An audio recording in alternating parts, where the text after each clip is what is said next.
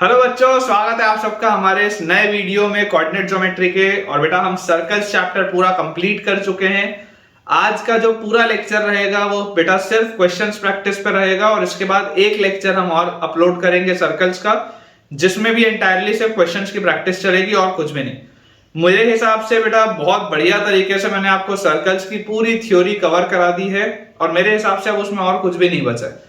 अगर आपको ऐसा कोई चीज लगता है जो मैंने शायद कवर ना किया हो तो आप मुझे कमेंट्स में शेयर भी करें, तो मैं आपको वो भी बेटा करवा दूंगा।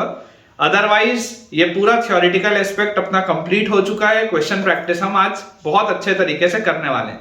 लेकिन आज का बेटा लेक्चर स्टार्ट करने के पहले आप सारे बच्चों से एक हम्बल मेरा रिक्वेस्ट है कि अगर आप अभी तक हमारे टेलीग्राम के चैनल से नहीं जुड़े हैं तो बेटा आप जल्दी से जल्दी हमारे टेलीग्राम के चैनल से जुड़िए, जिसका ज्वाइनिंग लिंक आपको नीचे डिस्क्रिप्शन बॉक्स पे दिखाई दे रहा होगा।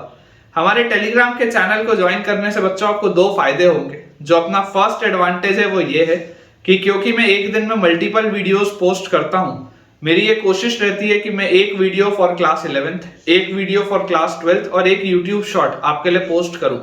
जिसकी वजह से होता यह है कि कई बार बच्चों का कोई ना कोई लेक्चर मिस हो जाता है या छूट जाता है, क्योंकि उन्हें पता ही नहीं चल पाता कि मैंने कब वीडियो पोस्ट किया। तो इस चीज से बेटा बचने के लिए आपका टेलीग्राम का चैनल आपकी बहुत मदद करेगा, क्योंकि जब भी मैं कोई एक वीडियो यूट्यूब पे पोस्ट करता हूं तो मैंने अपनी ये हैबिट डेवलप की हुई है कि मैं आप सभी बच्चों के लिए उसका एक क्रिएटिव टेलीग्राम के चैनल पर भी शेयर करूं, ताकि आपको हमेशा इस बात की जानकारी रहे कि कौन से दिन कितने बजे किस टॉपिक पे बेटा मैंने एक नया लेक्चर पोस्ट किया है, ताकि आप हमेशा अपडेटेड रहें और आपकी पढ़ाई बहुत बढ़िया तरीके से हो पाए। इसके अलावा जो बेटा सेकंड फायदा है, सेकंड एडवांटेज अपने पास क्या आ जाता है, सेकंड एडवांटेज बच्चों अपने पास ये आता है कि यार यहाँ पर मैं आपको बहुत सारे क्वेश्चंस की प्रैक्टिस कराता हूँ। मैं अक्सर इस बात को क्लेम भी करता हूँ कि मैं आपको बच्चों जितने क्वेश्चंस की प्रैक्टिस करा रहा हूँ, आप हिंदुस्तान के किसी भी मैथ्स टीचर के लेक्चर नोट्स ओपन करके देख लीजिए, जो जेई की प्रिपेयर आपको कराते हैं, प्रिपरेशन कराते हैं, आपको कभी भी इतने सारे क्वेश्चंस नहीं मिलेंगे। वो इसलिए क्योंकि मैं अलग अलग 6-7 सोर्सेस का पूरा निचोड़ आपको एक साथ दे रहा हूँ। बट बिलीव मी, इतने क्वेश्चंस भी सफिशिएंट नहीं है।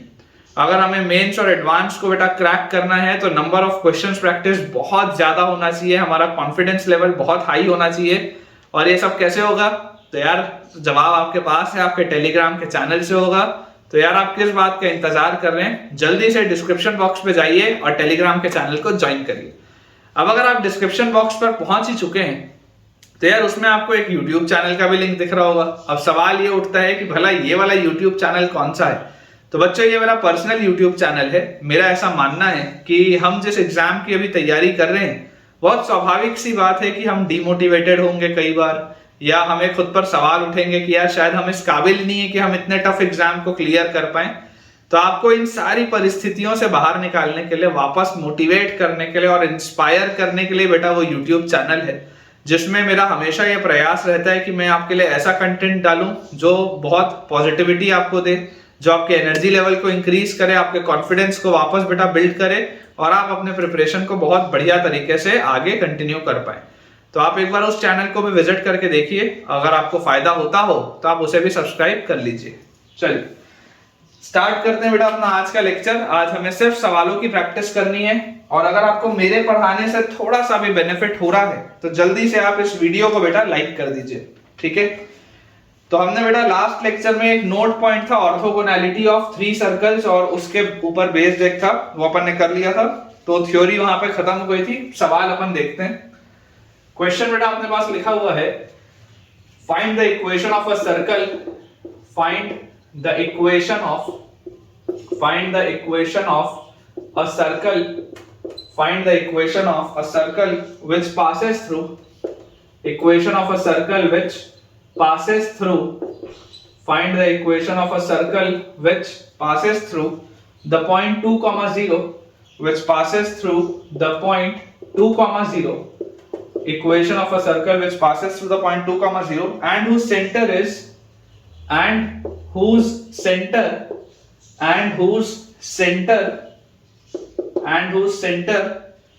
the limit of the point, whose center is the limit of the point, and whose center is the limit of the point of intersection of intersection limit of the point of intersection of limit of the point of intersection of the lines 3x plus 5y 3x plus 5y equal to 1 and 3x plus 5y equal to 1 and 2 plus c multiplied with x square, sorry, 2 plus c multiplied with x plus 5c square y equal to 1 plus 5c square y is equal to 1. ठीक है, as c approaches 1, as c approaches 1, ये अपने पास बेटा दिया हुआ है. अब although आपको अभी लिमिट आपने पढ़ा नहीं है, लिमिट एक क्लास 12th का टॉपिक होता है, लेकिन इसमें बहुत एक छोटा सा उसका यूसेज आएगा, जहां पर आएगा मैं आपको वो बता दूंगा. ठीक है, देखिए सवाल को अगर हम सॉल्व करें तो हमें बोला जा रहा है find the equation of a circle which passes through the point 2,0. इस पॉइंट से पास होता है एंड हुज सेंटर, उसका सेंटर क्या है, centre is the limit of the point of intersection of the lines. ये लाइन ये वाली लाइन के साथ जहां इंटरसेक्ट करेगी उस पॉइंट ऑफ इंटरसेक्शन पे आपको लिमिट लेना है. लिमिट लेना है मतलब आपको वहां पर c को 1 की तरफ लेके जाना है. लिमिट लेना है मतलब वहां पर आपको c की वैल्यू 1 के पास रखनी है. ठीक है, अब आप अप्रोच बच्चों समझिए. सबसे पहले अगर आप पॉइंट ऑफ इंटरसेक्शन निकालेंगे तो सेंटर क्या है, centre is the point of intersection. किनका पॉइंट ऑफ इंटरसेक्शन है, तो 3x plus 5y is equal to 1 and 2 plus c into x plus 5 square y equal to 1. इनका बेटा ये दिया हुआ आपके पास. तो यार यहां से मेरे पास देखो क्या आ जाता है, यहां से बच्चों मेरे पास आ जाता है 5y की वैल्यू आ जाती है 1 minus 3x. 5y की वैल्यू आ जाती है 1 minus 3x. इसको अगर मैं उठा के यहां पर रख दूं तो यहां से मेरे पास देखो क्या आ जाएगा, 2 plus c into x plus c square into 5y. 5y is 1 minus 3x is equal to 1. ये अपने पास आ जाएगा. ठीक है, तो यार यहां से देखो आपके पास लिखा हुआ है 2 plus c into x और minus 3c square into x और plus c square is equal to 1. तो यहां से अपने पास आ जाएगा x के साथ देखो क्या लिखा हुआ है, 2 plus c minus 3c square. 2 plus c minus 3c square times x is equal to 1 minus c square.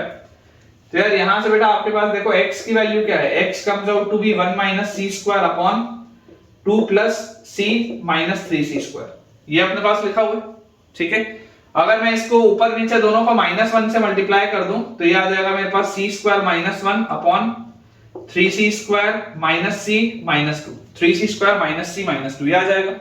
इसको बच्चों आप फैक्टराइज करो. अगर आप इसको फैक्टराइज करोगे तो आपके पास देखो क्या आएगा, फैक्टराइज करते ही आपके पास यहां से आ जाएगा c minus 1 into c plus 1 upon नीचे अगर हम ध्यान से देखें तो यार यहां से मुझे नीचे से बेटा इसमें कॉमन आता हुआ देखो दिख रहा है. अगर मैं इसको लिखूं माइनस c को माइनस 3c और प्लस 2c, अगर मैं इसको ऐसा लिख लूं माइनस 3c प्लस 2c, देखो इन दोनों का प्रोडक्ट -6 है, इसका भी प्रोडक्ट -6 है. तो इन दोनों में से बच्चों आपके पास देखो 3c आएगा कॉमन, तो 3c कॉमन आते ही ब्रैकेट के अंदर बचेगा c minus 1 और इन दोनों में से प्लस 2 आएगा कॉमन, तो अगेन ब्रैकेट के अंदर बचेगा c minus 1. ये आपके पास आ गया. अब ध्यान से देखिए, लिमिट्स अभी आपने पढ़ी नहीं है, लेकिन जब आप क्लास 12 बेटा पढ़ लेंगे, लिमिट्स शुरू में पढ़ाया जाता है तो बहुत आसान सी चीज है. आपको बोला जा रहा है जब c 1 की तरफ जाएगा, c equal to 1 नहीं लिखा है, आपको बोला जा रहा है c approaches 1, c approaches 1, c equal to 1 नहीं बोला है, क्योंकि आपको बेटा ये बात पता है कि c की वैल्यू 1 कभी नहीं हो सकती, अदरवाइज डिनोमिनेटर को प्रॉब्लम आएगा. तो आप तो सिंपल c minus 1 से c minus 1 को कट कर दो. अब जैसे ही आप c को 1 के पास लेके जाओगे, जैसे बच्चों c 1 की तरफ जाएगा तो 1 plus 1 ये 2 हो जाएगा और नीचे 3 into 1 3 plus 2 ये 5 हो जाएगा. ऐसी लिमिट्स को सॉल्व करते हैं. आप बिल्कुल ना घबराएं. ठीक है, अगर आपको थोड़ा सा भी इसमें प्रॉब्लम आ रहा है तो आप सिर्फ अभी नोट इसको कर लें, कोई भी इसमें दिक्कत की बात नहीं है. मैं सिंपली बस पॉइंट ऑफ इंटरसेक्शन कैलकुलेट कर रहा हूं. जब आप लिमिट्स पढ़ेंगे तो ये चीज आपको खुद ब खुद क्लियर हो जाएगी. ठीक है ना, c जैसी 1 की तरफ जाएगा तो c अगर 1 की तरफ जाएगा तो ये न्यूमरेटर जो है ये न्यूमरेटर हो जाएगा 2 और डिनोमिनेटर हो जाएगा 5. अब हमारे पास बेटा देखो x की वैल्यू आ गई 2/5, इसको आप उठा के अगर इसमें रखेंगे तो आपके पास देखो क्या आ जाएगा 5y, therefore 5y is equal to 1 minus 3 into x. तो 3 into x मतलब 3 into 2/5 मतलब 6/5 ये हो गया. तो ये अपने पास आ गया 5 minus 6 is -1/5, ये है 5y. तो यार यहां से बेटा मेरे पास y की वैल्यू क्या आ जाएगी -1/25। यहां से अपने पास y की वैल्यू आ जाएगी -1/25। ठीक है, अब x हमारे पास है, y हमारे पास है, तो आपके पास बेटा देखो सर्कल का सेंटर तो आ गया। सर्कल का जो सेंटर होगा, ये सेंटर अब आपके पास आ चुका है। इसका सेंटर क्या है? Centre is 2/5 -1/25। 2/5 -1/25 ये अपने पास आ चुका है सर्कल का सेंटर। ठीक है, बिल्कुल सही है। थोड़ा सा ऊटपटांग से इसका आंसर आएगा, लेकिन कोई दिक्कत नहीं। अब हमें इसका निकालना है रेडियस। तो आपको देखो बोला जा रहा है कि this circle also passes through 2,0। ये किसी पॉइंट 2,0 से भी पास करता है, तो इसका रेडियस क्या होगा? रेडियस निकालने के लिए आप डिस्टेंस फार्मूला बोल सकते हैं। तो अंडर रूट ऑफ, जैसे आप बेटा डिस्टेंस फार्मूला लगाएंगे तो 2 - 2/5, 2 - 2/5 का होल स्क्वायर प्लस 0 - -1/25, तो 0 + 1/25 का होल स्क्वायर, ये अपन लिखेंगे। तो यहां से अपने पास रेडियस आ जाएगा अंडर रूट ऑफ, ठीक है, या रेडियस का स्क्वायर आप लिख लो, है ना, अंडर रूट हटा लो, रेडियस का स्क्वायर। रेडियस का स्क्वायर अपने पास देखो आ जाएगा 5 × 2, 10 - 2, 8/5, 8/5 मतलब दिस विल बी 64/25। ठीक है, और ये अपने पास आ जाएगा 1/625, 1/625। ठीक है, तो यार यहां से अगर आप इसका एलसीएम लेंगे, तो एलसीएम लेते ही बेटा आपके पास देखो 64 × 25 कितना होता है? 64 × 25 अगर आप करेंगे एलसीएम लेने के लिए, तो 25 × 4 100, 0 कैरी 10, 25 और 25 × 6 150 और 10 160। ठीक है, तो ये आ जाएगा 1600। तो ये अपने पास बेटा पूरी चीज जो आएगी, ये पूरा सॉल्व करके अपने पास आ जाएगा 1601/625। ये आपके पास आ जाएगा r²। तो इक्वेशन ऑफ सर्कल जो आपको निकालना है, इक्वेशन ऑफ सर्कल बेटा अगर मैं निकालूं, इस बॉक्स में अपन लिख लेते हैं, equation of circle will be, centre हमारे पास है, तो x - 2/5 का स्क्वायर प्लस y + 1/25 का square is equal to radius का स्क्वायर। रेडियस का स्क्वायर इज 1601/625, 1601/625, ये अपने पास आएगा।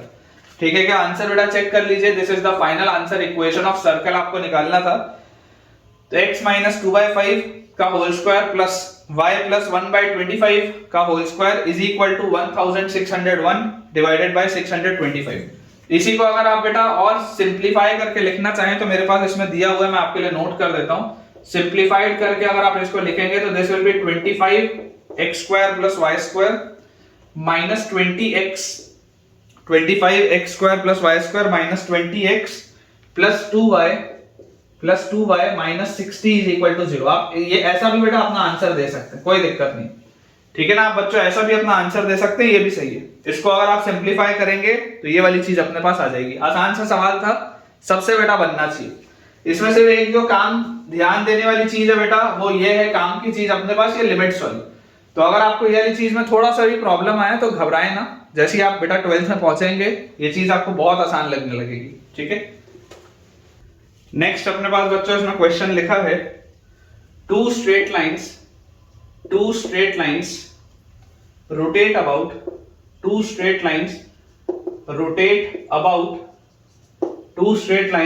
rotate about two fixed points, rotate about two fixed points a, 0 and -a, 0. Rotate about two fixed points a, 0 and -a, 0 if they start from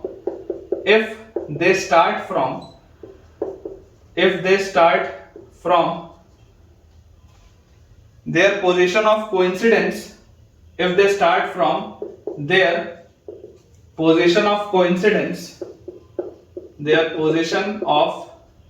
coincidence as shown in the figure, if they start from their position of coincidence as shown in the figure, such that one rotates at the rate double that of the other, such that one rotates at the rate double, one rotates at the rate double that of the other, one rotates at the rate double that of the other, proves that prove that the locus of their point of intersection prove that the locus of their point of intersection prove that the locus of their point of intersection prove that the locus of their point of intersection is a circle. Prove that the locus of their point of intersection is a circle. ठीक है, ये अपने पास बच्चों सवाल है। इसका देखिए फिगर किस तरीके का दिया होगा, मैं आपके लिए यहाँ पर इसका फिगर ड्रॉ कर देता हूं कि आपके पास इस तरीके से ये बेटा एक लाइन दी हुई, ठीक है, ये -a,0 है, ये आपके पास a,0 है और यही आपकी लाइन भी है, ठीक है ना, यही आपकी बेटा ये लाइन है, ये यहीं पर अभी x एक्सिस पे रेस्ट कर रही है आपकी लाइंस, ठीक है, x एक्सिस पे आपकी लाइंस रेस्ट कर रही हैं, दोनों लाइंस कोइंसिडेंट है, ये जो दोनों लाइंस है कोइंसिडेंट है, two straight lines rotate about two fixed points, ठीक है, two straight lines rotate about two fixed points a,0 and -a,0 if they start from their position of coincidence, दोनों coincident है अभी, as shown in the figure says that one rotates at the rate double that of the other. एक जो है बेटा, एक जो line है, देखो ये दोनों लाइन, बेसिकली ये दोनों लाइन यही है, ये जो x एक्सिस है दोनों लाइन यहीं पर है। अब आपको बोला जा रहा है कि one rotates at the rate double that of the other, कि अगर मान लो इनमें से कोई एक लाइन है, अगर वो रोटेट होके एंगल थीटा बनाई तो उतने में जो दूसरी लाइन होगी ये रोटेट होके एंगल जो बनाएगी दैट विल बी 2 थीटा, ये आपको बोला जा रहा है, ठीक है ना। ये बेटा देखो अभी ये जो दोनों लाइंस थी, दोनों लाइंस ऐसे रेस्ट पे, दोनों लाइंस यही कोइंसिडेंट है x एक्सिस पे। अब आपको बोला जा रहा है कि अगर इसमें से एक लाइन रोटेट हुई है ना, रोटेट कौन से पॉइंट के अबाउट हो रही है, दो फिक्स पॉइंट्स है a,0 और -a,0, तो मान लेते हैं a,0 वाली अगर थीटा रोटेट की तो -a,0 वाली 2 थीटा रोटेट करेगी, ये इसका मतलब है। तो हमें बोला जा रहा है sir that one rotates at the rate double that of the other, proves that the locus of their point of intersection, इनका बच्चों जो पॉइंट ऑफ इंटरसेक्शन होगा, इनका आपके पास बेटा जो पॉइंट ऑफ इंटरसेक्शन होगा, इसका जो लोकस आएगा, इसका जो लोकस आएगा that will be a circle, ये आपको इसमें प्रूव करना है, ठीक है। तो यार एक समझो बात को, मान लेते हैं ये स्ट्रेट लाइन 1 है और ये आपका straight line 2, this is straight line 1 and this is your straight line 2। अब अगर हम ध्यान से ऑब्जर्व करें तो स्ट्रेट लाइन 1 जो होगा, ये एंगल मुझे पता है, इंक्लिनेशन का एक पॉइंट मुझे पता है, तो मैं पॉइंट स्लोप फॉर्म के हिसाब से इसको क्या बोल सकता हूं, y - 0 is equal to slope is tan theta into x - a, ऐसा अपन इसको लिख सकते हैं, ठीक है। तो यार यहां से ये आ गई अपने पास लाइन क्या, y is equal to tan theta into x - a, y is equal to tan theta into x - a। अब अगर हम बात करें स्ट्रेट लाइन 2 की, अगर हम बात करें सेकंड वाले स्ट्रेट लाइन की, तो ये सेकंड वाला स्ट्रेट लाइन देखो कौन से फिक्स पॉइंट से पास हो रहा है, -a,0, और इसका एंगल ऑफ इंक्लिनेशन आपको क्या दिख रहा है, 2 थीटा, तो this will be y - 0 is equal to tan of 2 theta into x minus a, मतलब x प्लस a, ठीक है, इनटू x प्लस a, ये अपने पास आएगा। तो यहां से आपके पास y की वैल्यू आ जाती है tan 2 theta into x plus a, या इसको आप लिख सकते हैं y is equal to tan 2 theta is 2 tan theta upon 1 minus tan square theta into x plus a, ठीक है क्या, 2 tan theta upon 1 minus tan square theta into x plus a, ये अपने पास आ गई लाइन। अब बच्चों आप इस बात को ऑब्जर्व करो कि इनका जो पॉइंट ऑफ इंटरसेक्शन है आपको उसका लोकस निकालना है, तो अगर आपको इनके पॉइंट ऑफ इंटरसेक्शन का लोकस निकालना है, मतलब h, k इसको सेटिस्फाई करेगा, ये वाली बेटा जो लाइन है इसको, ये जो h, k होगा ये सेटिस्फाई करेगा इस लाइन को, तो यहां से आपके पास क्या मिल जाएगा, k is equal to tan theta into h minus a, और ये वाली बेटा जो लाइन है इसको भी h, k सेटिस्फाई करेगा, तो यहां से आपके पास देखो क्या चीज आ जाएगी, k is equal to 2 tan theta upon 1 minus tan square theta into h plus a, ये अपने पास आएगा। अब मुझे सिर्फ उसमें सॉल्व करना है, ये जो थीटा एंगल ये तो मैंने माना है, सवाल में थीटा दिया है क्या, सवाल में थीटा नहीं दिया, सवाल में a बस दिया है, थीटा नाम का तो जिक्र भी नहीं हुआ, तो मुझे थीटा एलिमिनेट करना पड़ेगा। तो मैं आपको बोलता हूं कि यहां से आप tan थीटा को क्या लिख सकते हैं, tan theta can be written as k upon h minus a, tan theta can be written as k upon h minus a, इसको उठा के आप अगर यहां पर रख देंगे तो हमारे पास आ जाएगा k is equal to 2 into tan theta, तो मतलब k upon h minus a upon 1 minus tan square theta is k square upon h minus a का स्क्वायर और इनटू अपने पास आ जाएगा यहाँ पे h प्लस a। ठीक है क्या? ये बच्चों अपने पास देखो चीज आ रही है।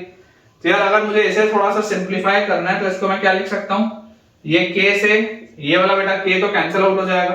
ठीक है, तो अपने पास आ गया 1 और इस पूरे को भी, ये जो पूरा इसको भी आप इधर ले जाओ तो आप इसको ऐसा लिख लो 1 minus k square by h minus a का whole square is equal to, ये पूरा चीज इधर आ गया 2 into h plus a is equal to 2 into h plus a divided by h minus a, divided by h minus a, ये अपने पास आ जाएगा। ठीक है, एलसीएम अगर बेटा हम लेंगे तो एलएचएस में एलसीएम लेते ही देखो ये h माइनस ए का स्क्वायर यहां मल्टीप्लाई होगा, तो यहाँ पे 1 की जगह आप लिख सकते हैं h माइनस ए का स्क्वायर और ये आ गया पूरे के नीचे और ये एक h माइनस ए इस एक h माइनस ए से कट जाएगा। तो यार अब इसको अगर मैं एक्सपैंड करूं तो यहां से अपने पास आ जाएगा h square plus a square minus 2ah और minus k square is equal to, ये h माइनस ए उधर जाएगा तो 2 into h plus a into h minus A will be h square minus a square, ये चीज आ जाती है अपने पास। तो यार यहां से बेटा देखो आपके पास रिजल्ट क्या आ रहा है। फाइनली अगर आप इसको पूरा ओपन अप करेंगे तो आपके पास आएगा h square plus a square minus 2ah minus k square is equal to 2h square minus 2a square. सबको बेटा अगर आप आरएचएस में ले जाओगे तो 2h स्क्वायर में से h स्क्वायर गया तो h square minus k square यहां आया तो plus k square minus 2ah यहां आया तो प्लस 2ah और पहले से यहां माइनस 2a स्क्वायर था, a स्क्वायर और आ गया तो minus 3a square, this is equal to 0। या फाइनली हम बोल सकते हैं x square plus y square plus 2ax minus 3a square is equal to 0। ये अपने पास देख लो बेटा आ रहा है इसका लोकस और ये जो लोकस है ये एक सर्कल, क्लियरली आपको बच्चों देखो दिखाई दे रहा है कि locus of their point of intersection is a circle. ठीक है, x square plus y square plus 2ax minus 3a square equal to 0, बिल्कुल सही। आसान सा बेटा ये क्वेश्चन था। चलिए इसे क्लियर करते हैं, अगला देखते हैं। नेक्स्ट अपने पास बच्चों सवाल लिखा है, काफी सिंपल सा क्वेश्चन है। इस तरीके के हमने बहुत सारे बेटा क्वेश्चन किए हैं कि if the circle x square plus y square plus 6x minus 2y plus k equal to 0, if the circle x square plus y square plus 6x minus 2y plus k equal to 0 bisects the circumference, बहुत सारे ऐसे अपन ने बेटा सवाल कर लिए, bisects the circumference of the circle, bisects the circumference of the circle x square plus y square plus y square plus 2x minus 6y minus 15 equal to 0, bisects the circumference of the circle x square plus y square plus 2x minus 6y minus 15 equal to 0, find k। बहुत simple सा बच्चों ये question है। देखिए जैसे अगर आप इसे सॉल्व करेंगे आपको पता ही है कि अगर सर्कमफेरेंस का बाइसेक्शन होता है तो उसका मतलब क्या होता है कि अगर मेरे पास एक सर्कल है जो किसी अन्य सर्कल के सर्कमफेरेंस को बाइसेक्ट कर रहा है तो इसका मतलब बहुत सिंपल सा है कि इनका जो रेडिकल एक्सिस होगा, इनका जो बच्चों रेडिकल एक्सिस होगा, this radical axis will act as the diameter of the circle whose circumference is bisected. अगर ये सर्कमफेरेंस इसका बाइसेक्ट हो रहा होगा मतलब ये रेडिकल एक्सिस इसका डायमीटर होगा, मतलब इस वाले सर्कल का सेंटर इस पे लाई कर रहा होगा। तो देखो आपको बोला जा रहा है एक सर्कल है ये S1 है, ठीक है, this bisects the circumference of this circle, ये S2 है। तो सबसे पहले तो देखो रेडिकल एक्सिस क्या होगा, radical axis will be S1 minus S2 is equal to 0। Subtract करो, x स्क्वायर से x स्क्वायर गया, y स्क्वायर से y स्क्वायर गया, 6x में से 2x जाएगा तो 4x, माइनस 2y में से माइनस 6y बेटा सब्ट्रैक्ट होगा तो आपके पास आ जाएगा प्लस 4y और k में से 15 जाएगा तो plus k plus 15, this will be equal to 0। ठीक है क्या, ये चीज अपने पास आ जाएगी। अब जैसे ही बच्चों ये चीज हमारे पास आती है तो ये जो रेडिकल एक्सिस है वो इसके डायमीटर का भी काम कर रहा है। तो अगर ये इसके डायमीटर का भी काम कर रहा है मतलब कि ये जो दूसरा वाला सर्कल है इसका जो सेंटर होगा वो इसको सेटिस्फाई करना चाहिए। तो इसका सेंटर आएगा क्या, इसका सेंटर होगा minus half times coefficient of x मतलब -1 minus half times coefficient of y मतलब कि 3। तो यार यहां से आप बोल सकते हैं कि ये -1,3 इसको सेटिस्फाई करेगा। ये वाला बेटा जो पॉइंट है, ये वाला जो बच्चों पॉइंट है, दिस पॉइंट इज -1,3। तो जैसे ही आप इसमें इसको डालेंगे तो this will be -4 plus 4 into 3 is 12 plus k plus 15 is equal to 0। तो यहां से बच्चों अपने पास आ जाता है k और 15 और 12 होता है 27 में से 4 गया तो k plus 23 is equal to 0। तो k की वैल्यू अपने पास आ जाती है -23। बहुत आसान, ठीक है ना बेटा, बहुत आसान सा सवाल है और इजी तरीके से आप इसको बना सकते हैं। चलिए अगला देखते हैं। नेक्स्ट बेटा अपने पास इसमें सवाल लिखा हुआ है, थोड़ा अच्छा सवाल है, स्टार लगा लेंगे, बच्चों को इसमें कंफ्यूजन होता है। क्वेश्चन अपने पास दिया है find the equation of the circle, find the equation of the circle, find the equation of the circle of minimum radius, circle of minimum radius, find the equation of the circle of minimum radius which contains the three circles, which contains the three circles, S1 अपने पास बच्चों दिया हुआ है x square plus y square minus 4y minus 5 equal to 0। S2 अपने पास दिया हुआ है x square plus y square plus 12x plus 4y plus 31 equal to 0। And S3 अपने पास बेटा यहां पर दिया हुआ है x square plus y square plus 6x और plus 12y plus 36 equal to 0। ठीक है क्या? S1, S2 और S3 अपने पास दिया हुआ है और बोला जा रहा है find the circle of minimum radius. देखिए इसका आंसर थोड़ा सा उटपटांग सा आएगा, लेकिन जो कंसेप्ट है वो कंसेप्ट समझना बहुत जरूरी है। सबसे पहले बेटा आप समझिए इसको कि अगर हम देखें तो सर्कल S1 में सेंटर क्या होगा, तो x कोऑर्डिनेट तो बेटा 0 आएगा क्योंकि x वाला टर्म है ही नहीं, और y कोऑर्डिनेट आपके पास क्या आ जाएगा -½ टाइम्स कोफिशिएंट ऑफ y मतलब कि 2, और इसका रेडियस हमारे पास क्या होगा, radius will be √g² plus f² और -c मतलब ये। तो यार रेडियस इसका अपने पास आ रहा है 3, ठीक है, इस चीज में तो कोई डाउट नहीं। सिमिलरली अगर हम बात करें सर्कल S2 की, तो सर्कल S2 में -½ टाइम्स कोफिशिएंट ऑफ x मतलब -6, -½ टाइम्स कोफिशिएंट ऑफ y मतलब -2, और रेडियस बच्चों जो इसका होगा that will B √g² plus f² और -c, ठीक है। तो यहां से देखिए 36 और 4 40, 40 में से 31 गया 9, 9 का √3, इसका भी radius 3। And similarly circle S3 जो होगा, सर्कल S3 विल बी, इसका भी अगर मैं सेंटर देखूं तो -½ टाइम्स कोफिशिएंट ऑफ x मतलब -3 और -½ टाइम्स कोफिशिएंट ऑफ y मतलब -6, और रेडियस अगर हम देखें तो √g² प्लस f² और -c। तो यार ये भी, इसका भी रेडियस 3 आ रहा है। अब इसका क्लियरली आपको दिखाई दे रहा है, देखो तीनों सेंटर्स जो हैं वो अलग अलग है, तीनों सेंटर्स आपके पास अलग अलग है। अगर आप इसका फिगर बना के देखेंगे तो इसका फिगर मैं आपको देखिए रफली बता देता हूं कि इसका फिगर अपने पास कुछ ऐसा बनेगा कि ये अपने पास बेटा बनेगा एक सर्कल, यहां पर अपने पास कोई बनेगा दूसरा सर्कल, और यहां पर अपने पास बनेगा कोई तीसरा सर्कल। इस तरीके से आपके पास बेसिकली 3 सर्कल्स होंगे, और आपको बोला जा रहा है find the equation of the circle of minimum radius, सबसे कम रेडियस का आप ऐसा कौन सा इसमें सर्कल बना सकते हैं which contains the 3 सर्कल्स, जो इन तीनों सर्कल्स को कंटेन करता हो। मतलब कि ऐसा आपको एक सर्कल बनाना है, आपको बेटा एक ऐसा सर्कल बनाना है जो ये तीनों को कंटेन करता हो, एक ऐसा सर्कल जिसके अंदर ये तीनों सर्कल्स आ जाएं, ठीक है, एक ऐसा सर्कल जिसके अंदर ये तीनों ही सर्कल्स आपके सेट हो जाएं। इस तरीके का बेटा आपको एक फिगर बोला जा रहा है। मैं रफली बेटा देखो फ्री हैंड बना रहा हूं, इस तरीके का अपने को एक फिगर बोला जा रहा है कि हमको इस तरीके का एक फिगर बनाना है जो कि इन तीनों ही सर्कल्स को कंटेन कर ले, इन तीनों ही सर्कल्स को बेटा जो कंटेन कर ले, ठीक है। अब अप्रोच क्या है, अप्रोच बेटा मैं इसका, इस सवाल में जो समझने वाला है वो अप्रोच है, ठीक है ना। सवाल का जो कैलकुलेशन है वो बहुत बेकार है, कैलकुलेशन बहुत बेकार है, तो अपन कैलकुलेशन भी करेंगे लेकिन जो टेक्निक है वो समझिए। मैं आपको अप्रोच में बोलता हूं कि अगर आपको एक ऐसा सर्कल बनाना है जो इन तीनों को टच करता हुआ जा रहा हो, इन तीनों को जिसको अंदर ले ले, क्योंकि मिनिमम रेडियस का बनाना है ना, बनाने को तो आप इतना एक बड़ा ऐसा वाला भी सर्कल बेटा बना सकते हो, इतना बड़ा सर्कल, उसके अंदर भी तीनों होंगे, लेकिन कोई भी सर्कल नहीं, आपको एक ऐसा सर्कल बनाना है जो मिनिमम रेडियस हो।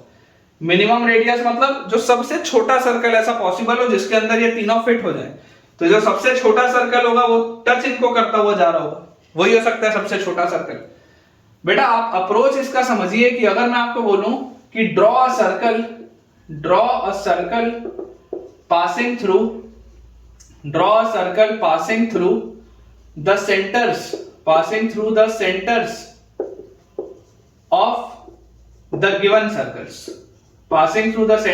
The given circles.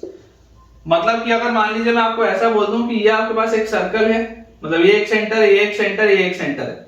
आप एक ऐसा सर्कल बनाइए, आप बच्चों एक ऐसा सर्कल बनाइए जो इन तीनों के सेंटर से पास होता हो। ठीक है, कि आप एक ऐसा सेंटर, एक बेटा आप इस तरीके का एक ऐसा सर्कल बनाइए जो कि इन तीनों के सेंटर से आपको पास होता हुआ दिखाई दे। ठीक है, इस तरीके से बना सकते हैं अपन एक ऐसा सर्कल जो इन तीनों के सेंटर से पास हो रहा हो। अब इस सर्कल में देखो खास बात क्या है, इस फिगर की खास बात क्या है, इन तीनों का रेडियस सेम है। मतलब अगर मैं अंदर वाला एक ऐसा सर्कल निकाल लूं तो इससे मुझे फायदा क्या होगा। अंदर वाला इस तरीके का अगर बेटा मैं सर्कल एक निकाल लूंगा तो मुझे कुल मिला के उसके रेडियस में बस 3 ऐड करना होगा, क्योंकि ये जो पूरा बेटा ये जो पट्टा चल रहा है बगल में, ये जो पूरा उसमें बगल में ये जो पट्टा बेटा इसके चल रहा है, इस पूरे का क्या है 3 है ना यूनिट। देख लो ये वाला सर्कल का भी रेडियस 3 है, इस सर्कल का भी रेडियस 3 है, इस सर्कल का भी बेटा रेडियस 3 है। तो अगर मैं सिर्फ एक अंदर वाला सर्कल निकाल लूं और मुझे क्लियरली फिगर को देख के पता चल रहा है कि अंदर वाले सर्कल के कंसेंट्रिक होगा ये वाला सर्कल, तो मैं अप्रोच बोल रहा हूं draw a circle passing through the centres of the given circle. Required answer will be concentric circle of this circle. Required answer will be concentric circle of this circle whose radius will be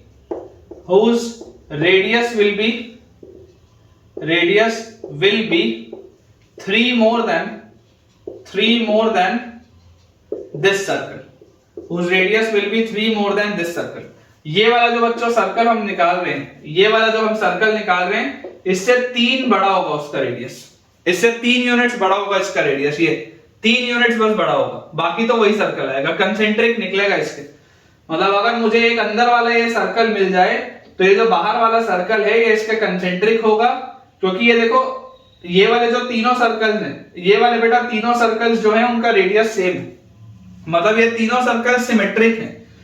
circles की symmetricity के लिए क्या चाहिए होता है, सिर्फ radius बराबर चाहिए होता है, बाकी तो फिर सर्कल एक जैसा ही दिखेगा अगर रेडियस बराबर है तो ये तीनों सर्कल्स का साइज सेम है। तो अगर मैं इनके सेंटर से पास होता हुआ एक सर्कल बना लूं और मैं बोल दूं कि जो मेरा रिक्वायर्ड आंसर है वो इसी का कंसेंट्रिक होगा, क्योंकि जो रिक्वायर्ड आंसर होगा उसमें अगर मैं सिर्फ 3 यूनिट्स ऐड करूंगा तो ऑटोमेटिकली ये सारे सर्कल्स उसके अंदर आ जाएंगे। बहुत क्लियर सी बात है। तो बेटा आप सबसे पहले इनके सेंटर से पास होता हुआ एक सर्कल बनाइए, ठीक है ना। ये अपने पास देखिए सेंटर्स दिए हुए हैं, S1 है ये मान लो, let us say this is circle S1, let us say this is circle S2 and let us say this is circle S3। तो S1 S2 S3 के बच्चों सेंटर्स हमारे पास, तो अगर सेंटर्स हमारे पास हैं तो हम बोल देते हैं let the centre of the required circle, let the centre of the required circle, let the centre of the required circle be A, B। मान लेते हैं बेटा अपना इसका जो सेंटर होगा वो A, B होगा, ठीक है क्या। अपन इसके सेंटर को बच्चों मान लेते हैं A, B।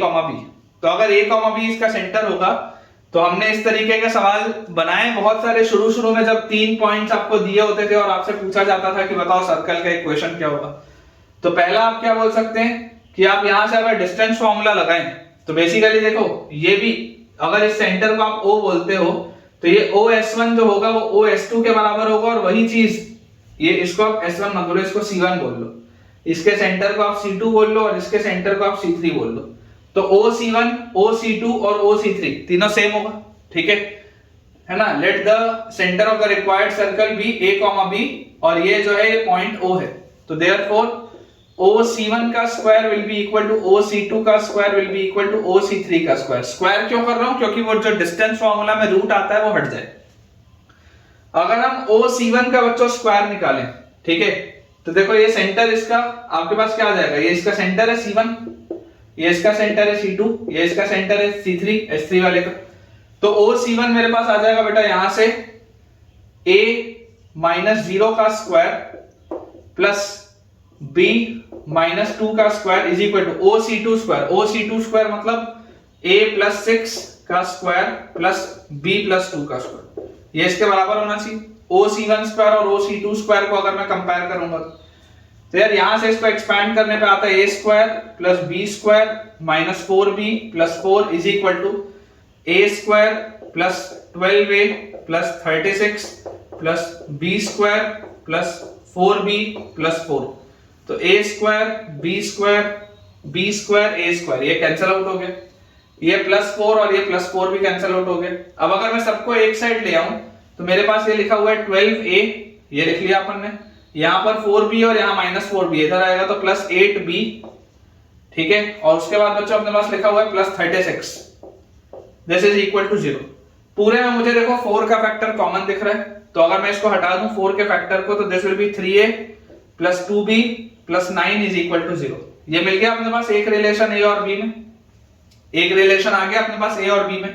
सेम कंसेप्ट से बच्चों अगर मैं सॉल्व अप करूं तो मैं आपको बोलता हूं अगर अपन OC2 और OC3 वाले को सॉल्व करें तो OC2 स्क्वायर अपने पास कितना है, OC2 स्क्वायर देखो आपके पास लिखा हुआ है A प्लस 6 का स्क्वायर प्लस B प्लस 2 का स्क्वायर, A प्लस 6 का स्क्वायर प्लस B प्लस 2 का square, this is equal to, यहां से अगर हम देखेंगे तो A प्लस 3 का स्क्वायर प्लस B प्लस 6 का स्क्वायर।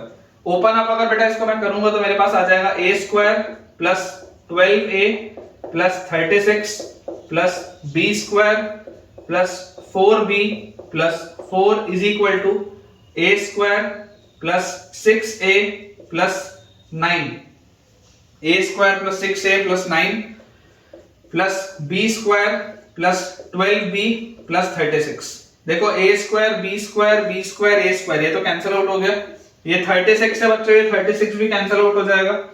अब इसके बाद हमारे पास आता क्या है, अगर मैं सबको एक साइड ले आऊं तो यहाँ 12A है और यहाँ पर 6A है, तो यहाँ पर आपके पास आएगा 6A, फिर यहाँ पर 4B है, यहाँ पर प्लस 12B, इधर आएगा तो आ जाएगा आपके पास माइनस 8B, और उसके बाद अगर हम कांस्टेंट टर्म बच्चों देखेंगे तो यहाँ पर 4 है और यहाँ पर आपके पास 9 है, इधर आएगा तो आ जाएगा आपके पास minus 5, this is equal to 0। ये अपने पास आ गया सेकंड रिलेशन A और B में। अब A और B में बच्चों अगर अपने पास दो रिलेशन आ चुके हैं तो यहां से देखो आप क्या लिख सकते हो, दिस इंप्लाइज 3A की वैल्यू क्या है, 3A की वैल्यू अपने पास आ जाएगी माइनस 9 माइनस 2B, 3A की वैल्यू आ जाएगी माइनस 9 माइनस 2B, इसको उठा के यहां रख लो। तो ये जो 6A लिखा हुआ है 6A इज 2 into 3A मतलब माइनस 9 माइनस 2B, और उसके बाद minus 8B minus 5 is equal to 0। ये अपने पास आ गया। इसको बेटा अपन यहां पर सॉल्व कर लेते हैं, तो यहां से अपने पास आ जाएगा माइनस 18, ठीक है, माइनस 18 माइनस 18 के बाद अपने पास आ जाएगा minus 4B, minus 18 minus 4B minus 8B minus 5, minus 8B minus 5 is equal to 0। तो यहां से अपने पास बच्चों आ जाता है 12B इज इक्वल टू 18 और 5 आ जाएगा माइनस 23। तो B की वैल्यू अपने पास आ जाती है यहां से माइनस 23/12।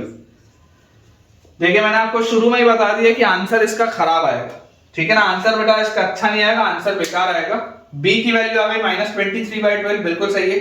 जैसे आप इसको यहां पर रखोगे तो यहां से देखो 3A is equal to minus 9 और फिर माइनस 2B आपके पास लिखा हुआ है, तो माइनस ऑफ माइनस प्लस हो जाएगा, और 2B मतलब 23/6, तो प्लस 23/6, तो 6 into 9 माइनस 54, माइनस 54 और 23 इज माइनस 31/6, और ये 3 भी था तो A यहां पे अपने पास आ जाएगा माइनस 31/18, ठीक है क्या। देख लो बच्चों A भी अपने पास आ चुका है माइनस 31/18, B भी अपने पास आ चुका है, मतलब कि इस सर्कल का जो सेंटर है वो तो मेरे को मिल गया, इस सर्कल का सेंटर बच्चों मुझे मिल चुका है। अब मुझे क्या निकालना है, मुझे इस वाले सर्कल का रेडियस निकालना है, तो ये रेडियस ही तो मैं लिखा हूं OC1 square, OC2 square, OC3 square, ये बेसिकली रेडियस का स्क्वायर ही तो मैंने लिखा हुआ है। तो अगर बेटा मैं यहां पर किसी भी एक को सॉल्व करके निकालूं, जैसे मान लो अगर मैं इसको निकाल लूं, इमेजिन करो अगर बेटा मैं सिर्फ इसको निकाल लूं, तो ये क्या है, ये जो आपके पास लिखा हुआ है दिस इज R का स्क्वायर, ये जो OC1 है बेटा, OC1 का स्क्वायर, तो OC1 स्क्वायर मतलब क्या होगा, रेडियस का स्क्वायर होगा। तो यहां से आपके पास देखो क्या लिखा है, a स्क्वायर। a स्क्वायर मतलब आपके पास कितना आ जाएगा, 31/18 का स्क्वायर। 31/18 का स्क्वायर, ये आ गया a स्क्वायर प्लस b-2 का स्क्वायर। तो b-2 मतलब -23/12 -2 इसका स्क्वायर, ये आपको बोला जा रहा है ना, a स्क्वायर प्लस b-2 का स्क्वायर। ये बेसिकली आपका रेडियस का स्क्वायर।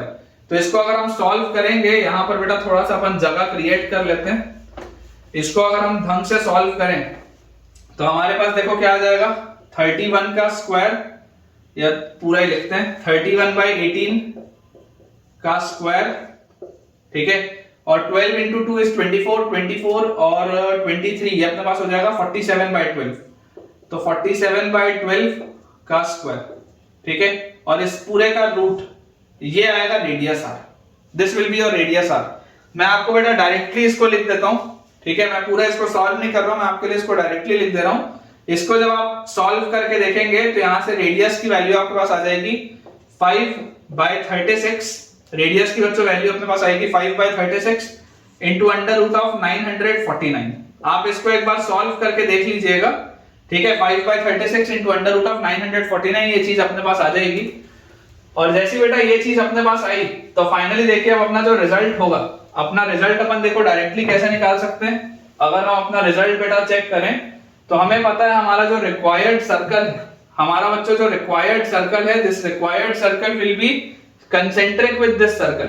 तो उसका रेडियस बस 3 ज्यादा होगा, मतलब मेरा फाइनल आंसर जो होना चाहिए that should be x plus 31/18 का whole square plus y plus 23/12, y plus 23/12 का whole square is equal to radius का स्क्वायर। रेडियस बच्चों अपने पास ये आया है और इसमें 3 और ऐड होगा, तो 3 प्लस 5/36 टाइम्स √949 का स्क्वायर, ये अपना आंसर होना चाहिए। मैंने आपको शुरू में ही बता दिया था कि सवाल का कैलकुलेशन बहुत बेकार है, लेकिन अप्रोच इंपॉर्टेंट था। अप्रोच बेटा आपने समझ लिया कि अप्रोच क्या है, किस तरीके का फिगर है।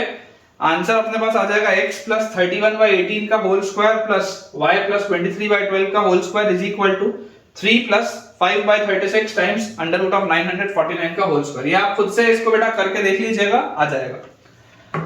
ये वाला क्वेश्चन आपको बेटा कैसा लगा मुझे कमेंट्स में बिल्कुल बताइए। नेक्स्ट बेटा अपने पास क्वेश्चन इसमें दिया हुआ है, find the equation of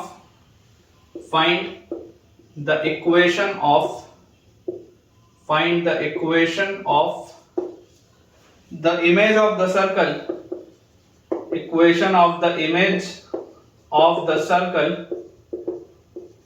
circle, x square plus y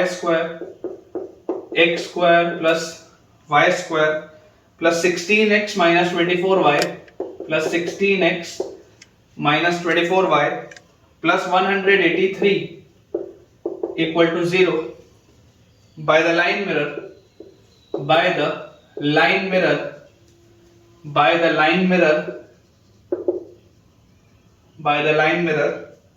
4x plus 7y plus 13 equal to 0। देखें बेटा ध्यान से इसको देखें। अब बेटा अगर आपको सर्कल का इमेज बताना है तो सर्कल का इमेज निकालने का तरीका क्या होता है, रेडियस तो अनचेंज रहेगा।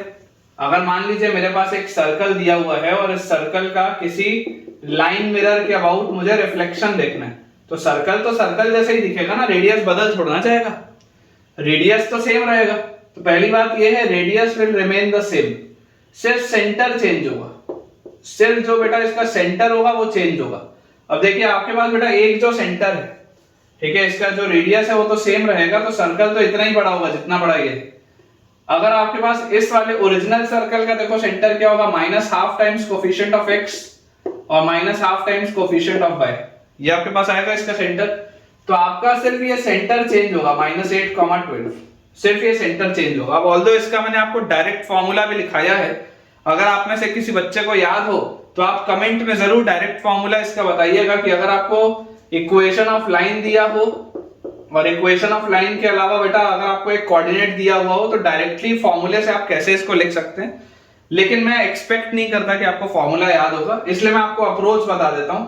आप इसके रिफ्लेक्शन को मान लो a, b, तो जो सबसे पहला बेटा एक की पॉइंट होता है अपने माइंड में जो याद रखने का कि ये पॉइंट यहां से जितना दूर होगा उतना ही दूर उसका इमेज भी बनेगा, मतलब ये डिस्टेंस और ये डिस्टेंस सेम होगा।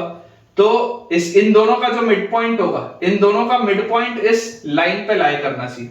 पहली बात ये आती है समझ में, ठीक है ना। तो इसका मिड पॉइंट क्या आ जाएगा, इसका मिड पॉइंट अपने पास आ जाएगा a-8/2 b+12/2, a-8/2 b+12/2, ये इस पे लाई करना चाहिए, सेटिस्फाई आप कराओ।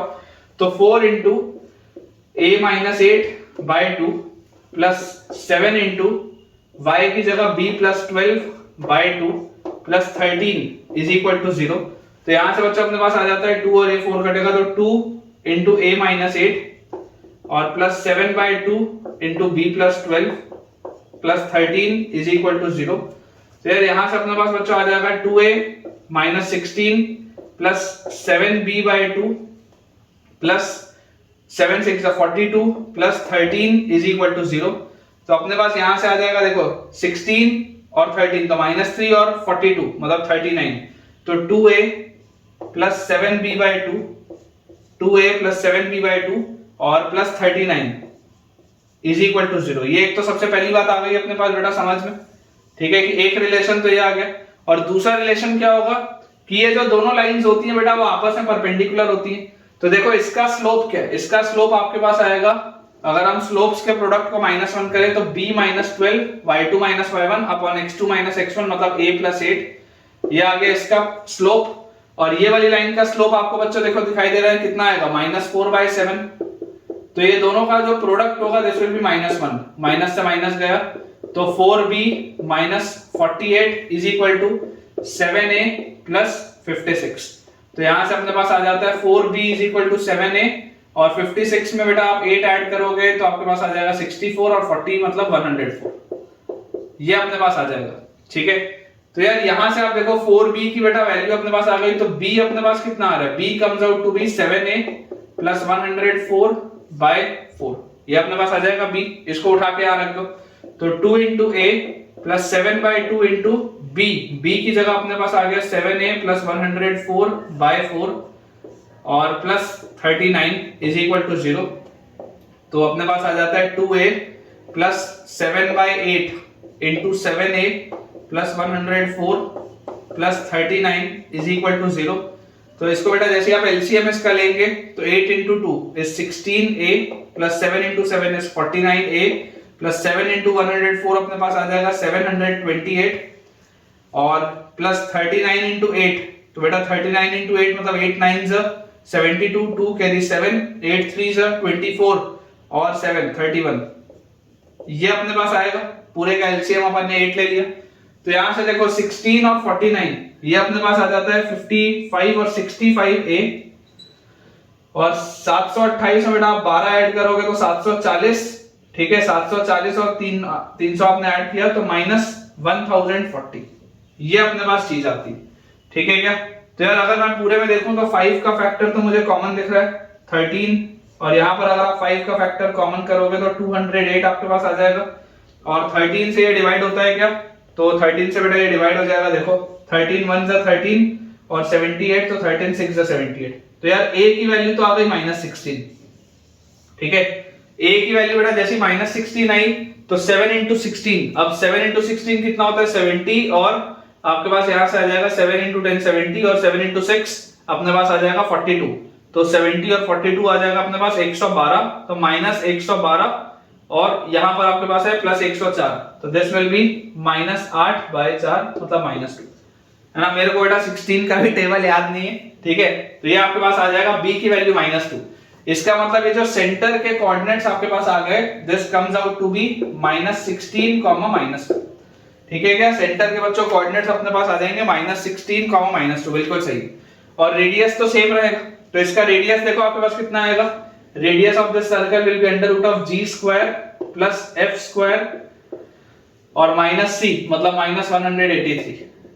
तो यहां से आप देखेंगे 60 और 40 200 और 208 में से बेटा 183 जब जाएगा तो 208 में से 3 गया तो 205 और उसमें से 180 गया तो √25 मतलब ये 5 आएगा, रेडियस इसका 5 आएगा। तो अगर इसका रेडियस 5 है तो इसका भी रेडियस आपके पास 5 आएगा।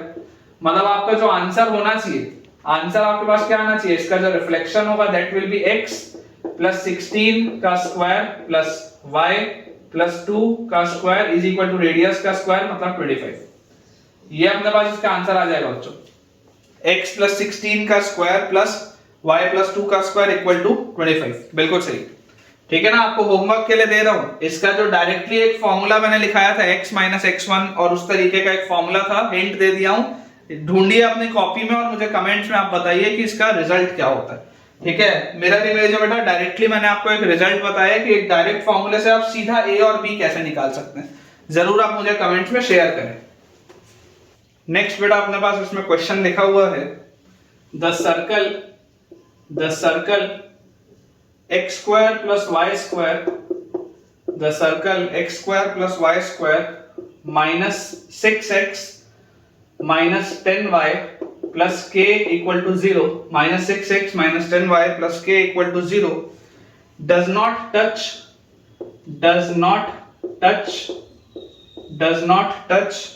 or intersect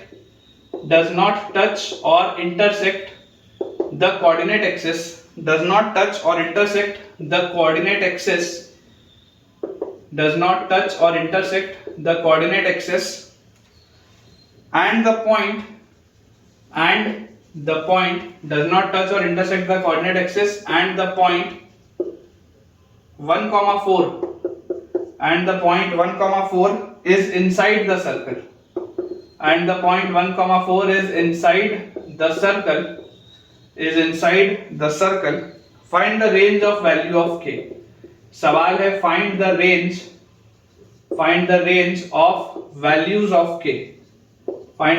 of values of k, ठीक है। k की कौन सी वैल्यूज होंगी जिसके लिए ये जो सर्कल है ना ही कोऑर्डिनेट एक्सिस को टच कर रहा है ना ही बेटा ये इसको इंटरसेक्ट कर रहा है। तो आप देखिए सर्कल का बेटा अपने पास इक्वेशन क्या लिखा है, सर्कल अपने पास लिखा हुआ है x square plus y square minus 6x minus 10y plus k equal to 0, ये अपने पास दिया हुआ है सर्कल, ठीक है। इसका सेंटर क्या होगा, minus half times coefficient of x मतलब कि 3 और minus half times coefficient of y मतलब कि 5, तो 3,5 इसका सेंटर होगा। मतलब बेटा ये सर्कल कुछ इस तरीके का है, आपके पास कुछ ऐसा फिगर इसमें बनाने बोला जा रहा है, ये जो सर्कल है ये ना ही आपका x एक्सिस को टच करे ना ही y एक्सिस को टच करे, कोऑर्डिनेट एक्सिस के संपर्क में भी नहीं आ रहा, और जो पॉइंट 1,4 है, पॉइंट 1,4 इस सर्कल के अंदर ही कहीं पर लाई कर रहा है, ठीक है। इस सर्कल को अपन ऐसा बना लेते हैं, इस तरीके का सर्कल है, पॉइंट 1,4 जो है ये पॉइंट 1,4 इस सर्कल के अंदर ही कहीं पर लाई कर रहा है, और इसका जो सेंटर है दैट इज 3,5, इसका सेंटर कहीं पर इस तरीके से है 3,5, ये अपने पास देखो बना हुआ है फिगर।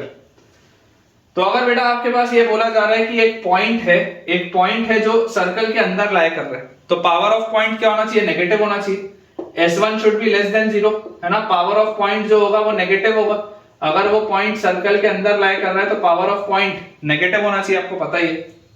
तो आप जैसे 1,4 इसमें डालेंगे तो 1,4 डालते ही बेटा आपके पास देखो क्या आ जाएगा, 1 square plus 4 square is 16 minus 6 into 1 और माइनस 10 इंटू 4 और plus k, this should be less than 0, तो अपने पास आ गया 17 minus 6 minus 40 plus k should be less than 0। तो यहां से बेटा आपके पास देखो क्या आ गया, 17 में से 6 गया तो अपने पास आ गया 11, और 11 में से बेटा अगर 40 गया तो आपके पास आ जाएगा माइनस 29, मतलब k should be less than 29।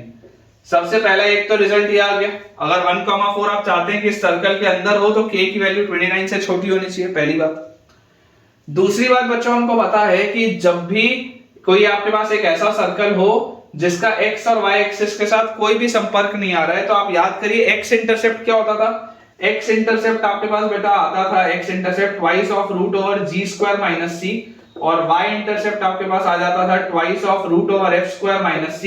और अगर आपको ये चीज बोली जा रही है कि इसका x इंटरसेप्ट और y इंटरसेप्ट कुछ भी नहीं है, इसका मतलब क्या है, इसका मतलब ये है कि अंडर रूट के अंदर नेगेटिव चीज आनी चाहिए, अगर अंडर रूट के अंदर पॉजिटिव चीज आई तो इंटरसेप्ट आ जाएगा ना, लेकिन अगर अंडर रूट के अंदर नेगेटिव चीज आई तो अपना काम बन जाएगा। इसका मतलब g स्क्वायर की वैल्यू भी c होनी चाहिए एंड g स्क्वायर की वैल्यू भी बेटा c से छोटी होनी चाहिए, और f स्क्वायर की भी वैल्यू c से छोटी होनी चाहिए। तो आप ध्यान से देखिए g अपने पास कितना है, 2gx होता है, 2gx होता है तो g की वैल्यू है -3, 2fy होता है तो f की वैल्यू अपने पास आ जाएगी -5 और c अपने पास दिया हुआ है k, मतलब g स्क्वायर 9, ठीक है, should be less than k and f square 25 should be less than k। इसका मतलब बच्चों k 9 से बड़ा होना चाहिए, k 25 से बड़ा होना चाहिए और k 29 से छोटा होना चाहिए। अगर हम इन तीनों का इंटरसेक्शन लें, अगर हम इन तीनों का इंटरसेक्शन लें तो देखो हमारे पास क्रिटिकल पॉइंट्स क्या है, 9, 25 और 29। एक हमको बोलता है कि आप 9 से छोटा लो हमेशा, ठीक है, एक हमको बेटा बोलता है कि आप 25 से हमेशा छोटा लो और एक हमको बोलता है कि आप 29 से हमेशा छोटा लो। एक सेकंड, थोड़ा उल्टा अपन ने बना दिया। ये बेटा अपने को बोलता है, ये अपने को बोलता है k को आप 9 से बढ़ा लो इस तरीके से, ये बोलता है k को आप 25 से बढ़ा लो और ये अपने को बोलता है कि आप 29 से छोटा लो। तो यार तीनों में जो कॉमन आ रहा है, कॉमन हिस्सा क्या आ रहा है बेटा, कॉमन हिस्सा सिर्फ इतना सा आ रहा है, तो k बिलोंग्स टू 25 से 29, ये अपना आंसर आएगा, ठीक है ना। सिंपल सा बेटा ये क्वेश्चन था, इस तरीके के सवाल अपन ने शुरू के लेक्चर से बनाए थे। और देखिए इसमें आपके पास ये सिंगल करेक्ट में भी आ सकता है, जिसमें आपके पास ऑप्शन आ जाएगा 25 से 29, या ये इंटीजर में भी आ सकता है कि मान लो आपसे पूछ ले कि find the number of integral values of k, तो ये कौन कौन से इंटीजर होंगे, 26 होगा, 27 होगा, 28 होगा। तो ऐसी तीन इंटीग्रल वैल्यूज हो सकती हैं एक ही, 26, 27, 28। इन तीनों का आपसे सम भी पूछ सकता है। Smallest possible integral value of k अगर पूछेगा तो 26 आ जाएगा। किसी भी तरीके से देखिए सवाल को रिफ्रेम किया जा सकता है। मैंने अक्सर बेटा ये चीज बताई है कि एक सवाल को पूछने के बहुत सारे तरीके हैं। इवन जो प्रूव दैट वाले सवाल होते हैं वो किसी भी फॉर्मेट में आपके पेपर में आ सकते हैं, इसलिए आपको प्रैक्टिस सबकी अच्छे से होनी चाहिए। नेक्स्ट बेटा अपने पास इसमें क्वेश्चन लिखा है, काफी बढ़िया सवाल है, आप इसमें स्टार लगा लीजिएगा, अच्छा क्वेश्चन है। लिखा हुआ है the circle x square plus y square, the circle x square plus y square minus 4x minus 8y plus 16 equal to 0, x square plus y square minus 4x minus 8y plus 16 equal to 0 rolls up the tangent to it, rolls up the tangent to it, rolls up the tangent to it at 2 plus root 3, rolls up the tangent to it at 2 plus root 3 comma 3 by 2 units, ठीक है, role करके उसके ऊपर जा रहा है, rolls up by 2 units। find the equation of the circle, find the equation of the circle, find the equation of the circle in new position, find the equation of the circle in new position। ये अपने पास बच्चों देखो सवाल लिखा है, मैं आपको एक्सप्लेन करता हूं लिखा क्या है कि आपके पास एक सर्कल है जो टैंजेंट के ऊपर रोल करते हुए जा रहा है 2 plus root 3 comma 3। मतलब हमारे पास देखिए किस तरीके का फिगर होगा, मैं आपको एक्सप्लेन कर देता हूं कि हमारे पास बेटा एक सर्कल है इस तरीके का और सर्कल के किसी पॉइंट पे आपने एक टैंजेंट ड्रॉ किया, ठीक है, सर्कल के बेटा किसी पॉइंट पे आपने टैंजेंट ड्रॉ किया। ये जो पॉइंट है this is 2 plus root 3 comma 3, ये लिखा है the circle this rolls up the tangent to it at 2 plus root 3 comma 3। इस पर आपने टैंजेंट बनाया, इस पर ये अब रोल करना चालू किया, ये सर्कल जो बेटा ये रोल करना चालू किया, ठीक है, इस तरीके से। ऐसा फिजिक्स में पढ़ते हैं ना, रोटेशनल मोशन में ऐसा ऐसा घूमता घूमता ये ऊपर गया। अब ये रोल करते करते ऊपर आया और यहां पर ये किसी पोजीशन पे सर्कल पहुंचा, रोल करके बेटा यहां पर एक किसी पोजीशन पे आपका सर्कल पहुंच गया। अब जैसे बेटा यहां पर किसी पोजीशन में आपका सर्कल पहुंचा है तो आपको अब इसमें ये बोला जा रहा है, इसमें हमको बच्चों ये बोला जा रहा है कि if this has rolled bye 2 units, ये जो है ये 2 यूनिट्स रोल किया, रोल्ड बाय 2 यूनिट्स, तो find the equation of the circle in its new position. अब इस इक्वेशन का, इसका इक्वेशन क्या होगा इस सर्कल का, क्योंकि ऑब्वियसली जो पहले इक्वेशन था वो तो बदल जाएगा। अगर ये मेरा कार्टेशियन प्लेन है ना, इसका देखो सेंटर अभी कहां आपके पास, इसका सेंटर बेटा आपके पास कहां पर आ रहा है, अगर आप इसका सेंटर देखेंगे तो -½ टाइम्स कोफिशिएंट ऑफ x मतलब 2 और -½ टाइम्स कोफिशिएंट ऑफ y मतलब 4। तो इसका सेंटर फिलहाल आपके पास आ जाएगा 2,4 पे, ठीक है क्या, 2,4 पे बेटा आपके पास इसका सेंटर आएगा, यहां पे कहीं पे, यहां पे। और उसके बाद अब बोला जा रहा है कि ये 2 यूनिट्स आपका आगे खिसका, तो बेसिकली ये जो 2 यूनिट होगा, ये 2 यूनिट इसके सेंटर्स के बीच का डिस्टेंस होगा, ठीक है ना। ये यहां से अगर घूम के यहां तक आया है, तो ये जो 2 यूनिट्स आगे आपका सर्कल बेटा रोल किया, 2 यूनिट्स, तो ये 2 यूनिट्स इसके सेंटर्स के बीच का डिस्टेंस है। तो अगर ये 2 यूनिट्स इस तरीके से ऊपर शिफ्ट हुआ है, तो मुझसे अब सिंपल सी इसमें बस एक चीज पूछी जा रही है कि इस सर्कल का इक्वेशन क्या होगा, और इसका इक्वेशन आपको दिया हुआ है। तो यार बहुत सीधी सी बात है कि रेडियस तो चेंज नहीं होगा, तो सर्कल का रेडियस तो क्या है, radius is √g² plus f² और माइनस c। तो रेडियस तो भाई साहब 2 है और रेडियस 2 ही रहेगा, तो इस सर्कल का भी रेडियस 2 है और इस सर्कल का भी रेडियस 2 ही रहेगा। अब सवाल उठता है कि ये वाला जो पॉइंट है इसके कोऑर्डिनेट्स क्या होंगे, इस पॉइंट के कोऑर्डिनेट्स। तो यार मैं आपको एक सिंपल सी बात बोलता हूं कि देखिए इस वाले पॉइंट के आपको कोऑर्डिनेट्स पता है। आप इमेजिन करिए अगर मुझे ये एंगल पता चल जाए थीटा, अगर बेटा मुझे ये एंगल पता चल जाए थीटा, तो ये जो है देखो ये इतना हिस्सा है 2 + √3, इतना हिस्सा है 3, x कोऑर्डिनेट है 2 + √3 और y कोऑर्डिनेट है 3। तो अगर x कोऑर्डिनेट 2 + √3 है, तो इस वाले का जो x कोऑर्डिनेट होगा, इस वाले का बेटा x कोऑर्डिनेट होगा 2 + √3 + 2 cos थीटा। देखो अगर बेटा ये 2 है तो ये भी तो 2 होगा, अगर ये 2 है तो ये भी तो 2 होगा, तो ये चीज आपके पास कितनी आ जाएगी, 2 cos थीटा, ठीक है क्या। x कोऑर्डिनेट देख लो आप ध्यान से।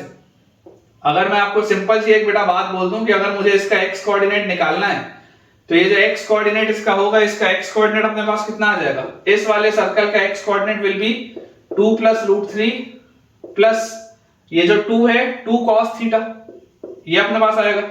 और इसका y कोऑर्डिनेट कितना, अभी y कोऑर्डिनेट 3 है, तो ये 2 cos थीटा और ये 2 sin थीटा, तो y coordinate will be 3 + 2 sin theta. बहुत सिंपल, ठीक है ना, बहुत सिंपल सी बात है बेटा। देखो ये 2 है तो ये डिस्टेंस है 2 cos थीटा, तो x कोऑर्डिनेट मिल गया, और ये डिस्टेंस है 2 sin थीटा, तो 3 में आप 2 sin थीटा ऐड करोगे तो ये मिल जाएगा। क्लियर सी बात है, कोई बड़ी बेटा कोई बहुत बड़ी बात तो है नहीं। सवाल है कि थीटा कैसे निकालें।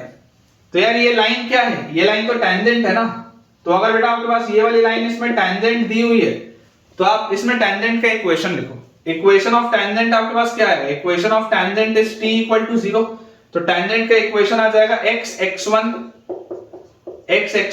प्लस y(y1), और उसके बाद -2, 2x की जगह आप लिखेंगे x + x1, 2x की जगह x + x1, उसके बाद फिर -4, 2y की जगह आप लिखेंगे y + y1, ठीक है, और उसके बाद +16 = 0, ये अपन लिख लेंगे। तो यहां से देखो अपने पास आ जाता है 2x + √3x + 3y -2x -4 -2√3 -4y, और उसके बाद आ जाएगा -12 + 16 = 0। तो बच्चों ध्यान से आप देखिए, ये 2x -2x खत्म, -4 -12 -16 + 16 खत्म। तो यहां से अपने पास आ जाता है √3x, सबसे पहले ये लिख लिया, फिर 3y - 4y इज -y, और -2√3 = 0, या हम इसको लिख सकते हैं y = √3x - 2√3, ये अपने पास आ जाएगा y = √3x - 2√3। तो टेंजेंट का इक्वेशन अपने पास आ गया। अब जैसे ही बेटा टेंजेंट का इक्वेशन आ गया, तो इसमें स्लोप क्या है, slope is tan theta which is √3, तो थीटा की वैल्यू कितनी आ जाएगी, 60 डिग्री। ये जो इसका एंगल ऑफ इंक्लिनेशन होगा, देखो सॉल्व होके कितना आ गया, 60 डिग्री। ये बहुत इंपॉर्टेंट है, बच्चों से यही चीज नहीं निकलती, इसी में बेटा बच्चों को प्रॉब्लम आती है। इसको बेटा यहां पर आप ठीक कर लेंगे, थोड़ा सा गलत लिखा हुआ है, ठीक है, इसको अपन करेक्ट कर लेंगे। बेसिकली 2 + √3, 3 ये है, तो ये वाले पॉइंट को मैंने लिख दिया था, अपने को ये लिखना है। तो देखो सेंटर आपके पास है 2, 4, ठीक है क्या, सेंटर आपके पास 2, 4 है, तो ये वाला आपके पास पॉइंट आ जाएगा 2 और +2 cos थीटा, कॉमा अपने पास आ जाएगा बेटा ये 4 है, ठीक है, y कोऑर्डिनेट इसका 4 है, तो 4 + 2 sin थीटा, ये अपने पास आएगा, ठीक है ना। इसको बेटा करेक्ट कर लेंगे। ये वाला पॉइंट जो था वो मैंने पहले गलती से लिख दिया था, मुझे अगर ये लिखना है तो देखो ये 2, 4 है, तो यहां पर 2, 4 के हिसाब से आपके पास आ जाएगा कि ये ऑलरेडी 2 है, ठीक है, तो ये 2 है, तो this will B 2 + 2 cos theta, और ये 4 है तो 4 + 2 sin थीटा, थीटा अगर 60 डिग्री अपने पास आ गया है तो यहां से बेटा अपने पास आ जाएगा 2 + 2 cos 60, तो cos 60 बेटा अपने पास होता है हाफ, ठीक है, और कॉमा 4 + 2 × sin 60 होता है अपने पास √3/2। तो यहां से ये 2 से ये 2 कटा, ये 2 से ये 2 कटा, तो यार यहां से अपने पास देखो सेंटर के बेटा कोऑर्डिनेट्स क्या आ गए 3, 4 + √3, 3, 4 + √3। तो बेटा जो फाइनल अपने पास आंसर आ जाएगा, रेडियस तो इसका 2 ही है, तो x - 3 का whole square plus y - 4 + √3, y - 4 + √3 का whole square is equal to radius का स्क्वायर विच इज 4। चेक कर लीजिए बेटा, ये अपने पास आंसर आएगा x - 3 का होल स्क्वायर प्लस y - 4 + √3 का whole square is equal to 4। बिल्कुल सही, ठीक है। अप्रोच बेटा देखिए समझिए, बस इसको आप ठीक कर लीजिएगा, गलती से लिख दिया था। बाकी तो अप्रोच बहुत इंपॉर्टेंट है इसका, कि ये आपकी टेंजेंट वाली लाइन है, और अगर आपको टेंजेंट वाली लाइन के हिसाब से इसमें रोल करके आप आगे गए हैं तो टेंजेंट का इक्वेशन लिख के आप एंगल थीटा निकाल लें और उसके बाद इसको सॉल्व कर लें। ये क्वेश्चन आप बेटा बहुत इंपॉर्टेंट है, आपको कैसा लगा मुझे कमेंट्स में जरूर शेयर करिए। नेक्स्ट बेटा अपने पास इसमें क्वेश्चन लिखा हुआ है, find the equation of the circle, find the equation of the circle, find the equation of the circle which touches, find the equation of the circle which touches the axis of y, which touches the axis of y at the origin, which touches the axis of y at the origin, ठीक है। find the equation of the circle which touches the axis of y at the origin and passes through 3, 4 and passes through 3, 4, ठीक है। बहुत आसान सा बेटा ये question है कि equation of circle which touches the axis of y at the origin and passes through 3, 4। अब आप इस बात को बेटा समझिए कि आप इक्वेशन ऑफ सर्कल को क्या मान सकते हैं। इक्वेशन ऑफ सर्कल को बहुत आसानी से आप यहां से लिख सकते हैं x² + y² + 2gx + 2fy + c = 0, ऐसा अपन लिख सकते हैं। अब देखिए ये बेटा y एक्सिस को टच कर रहा है, अगर ये y एक्सिस को टच कर रहा है मतलब y इंटरसेप्ट 0 होगा, ठीक है। y इंटरसेप्ट बेटा 0 होगा, अगर ये y एक्सिस को टच कर रहा है मतलब y इंटरसेप्ट इज 0, और y इंटरसेप्ट होता क्या है ट्वाइस ऑफ √f² - c। अगर ये 0 है इसका मतलब f² की वैल्यू c के बराबर होगी, बहुत सीधी सी बात है, f² की वैल्यू c के बराबर होगी। तो एक रिलेशन तो ये आ गया अपने पास।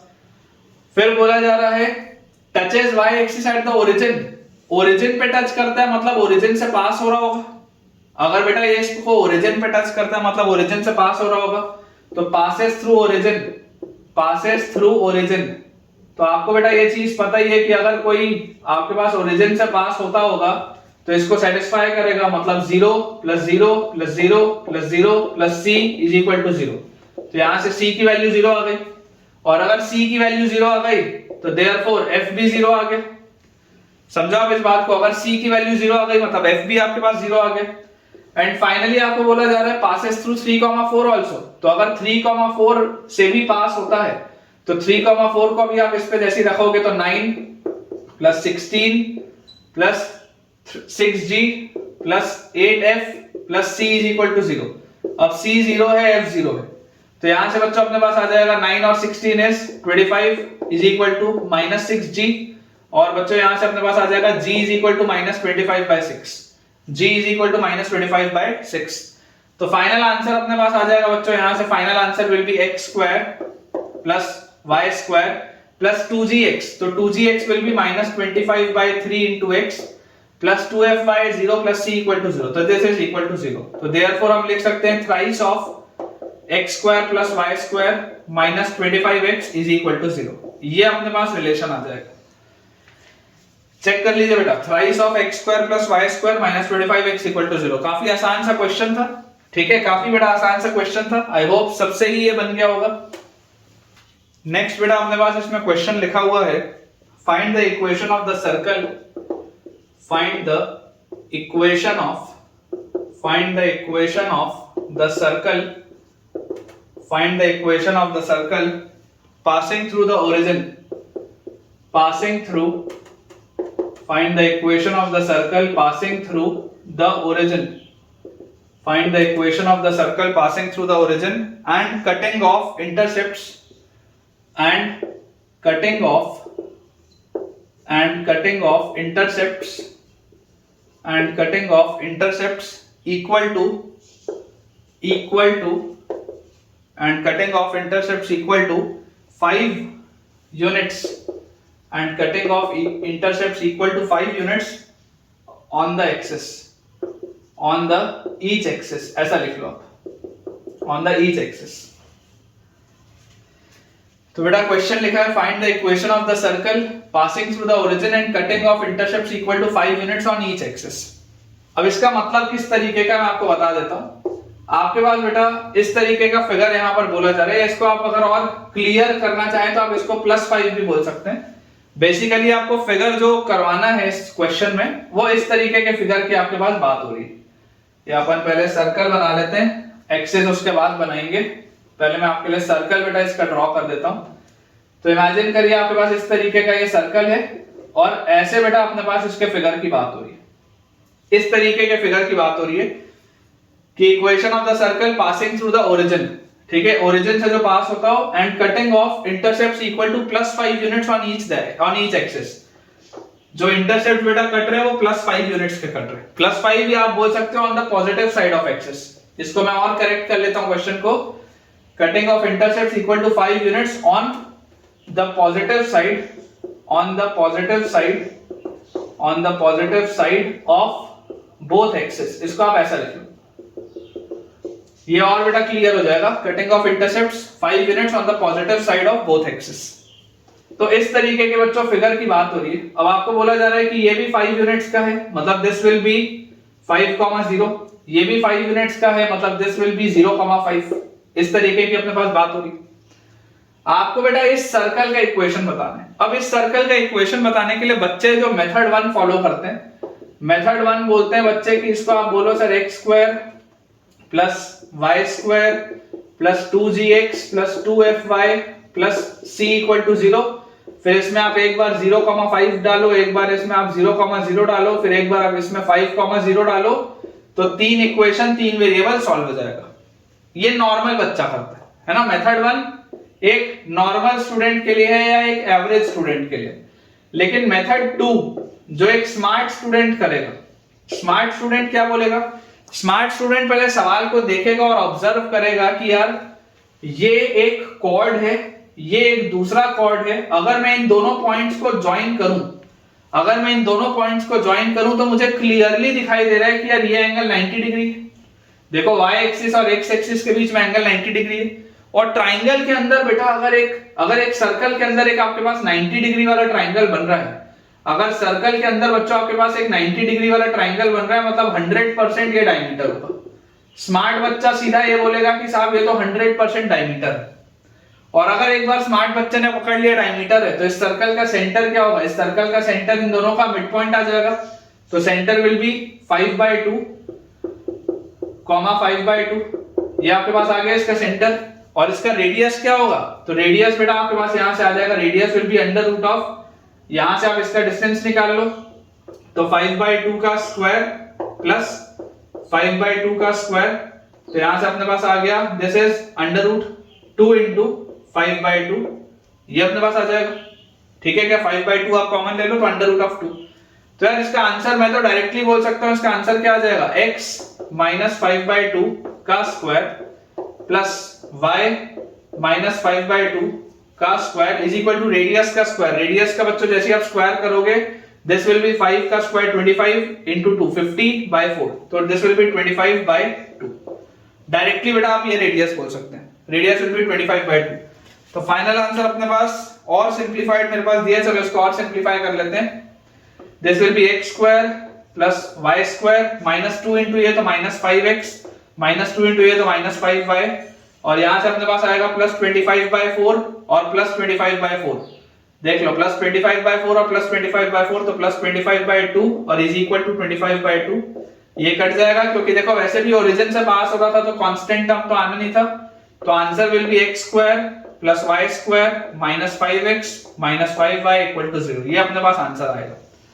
एकदम सिंपल बेटा, स्मार्ट बच्चा ऐसे करेगा, नॉर्मल बच्चा बहुत मेहनत करेगा, लेकिन स्मार्ट बच्चा डायरेक्टली इसका आंसर बोल देगा x square plus y square minus 5x minus 5y equal to 0। तो आई होप बेटा आपको भी ये अच्छे से क्लियर हो गया होगा। नेक्स्ट बेटा अपने पास इसमें क्वेश्चन लिखा है, आप देख सकते हैं आपको इतने सारे क्वेश्चंस करा रहा हूं। देखिए बेटा पर्पस बहुत सिंपल है, आप जितना ज्यादा प्रैक्टिस करेंगे आपके लिए उतना अच्छा है, ठीक है ना। मैं आपको फिर बोल रहा हूं, मैं गारंटी के साथ ये चीज बोल सकता हूं कि जितने क्वेश्चंस मैं आपको लेक्चर नोट्स में कराऊंगा और सब में अलग अलग वैरायटी है, उतने आपको और किसी के लेक्चर नोट्स में नहीं मिलेंगे। इसलिए आप बहुत सिंसियरली और ऑनेस्टली बेटा इस चैनल को भी फॉलो करें, क्योंकि सारा कंटेंट आपका कवर होगा, और मेहनत बेटा बहुत ज्यादा करें, ठीक है। सवाल अपने पास लिखा हुआ है, find the equation of the circle, find the equation of the circle, find the equation of the circle whose radius is 3, whose radius, find the equation of the circle whose radius is 3 and which touches the circle, and which touches the circle, and which touches the circle, and which touches the circle x square plus y square, and which touches the circle x square plus y square minus 4x minus 6y minus 12 equal to 0, and which touches the circle this equal to 0 internally, ठीक है, internally at the point internally at the point -1 -1।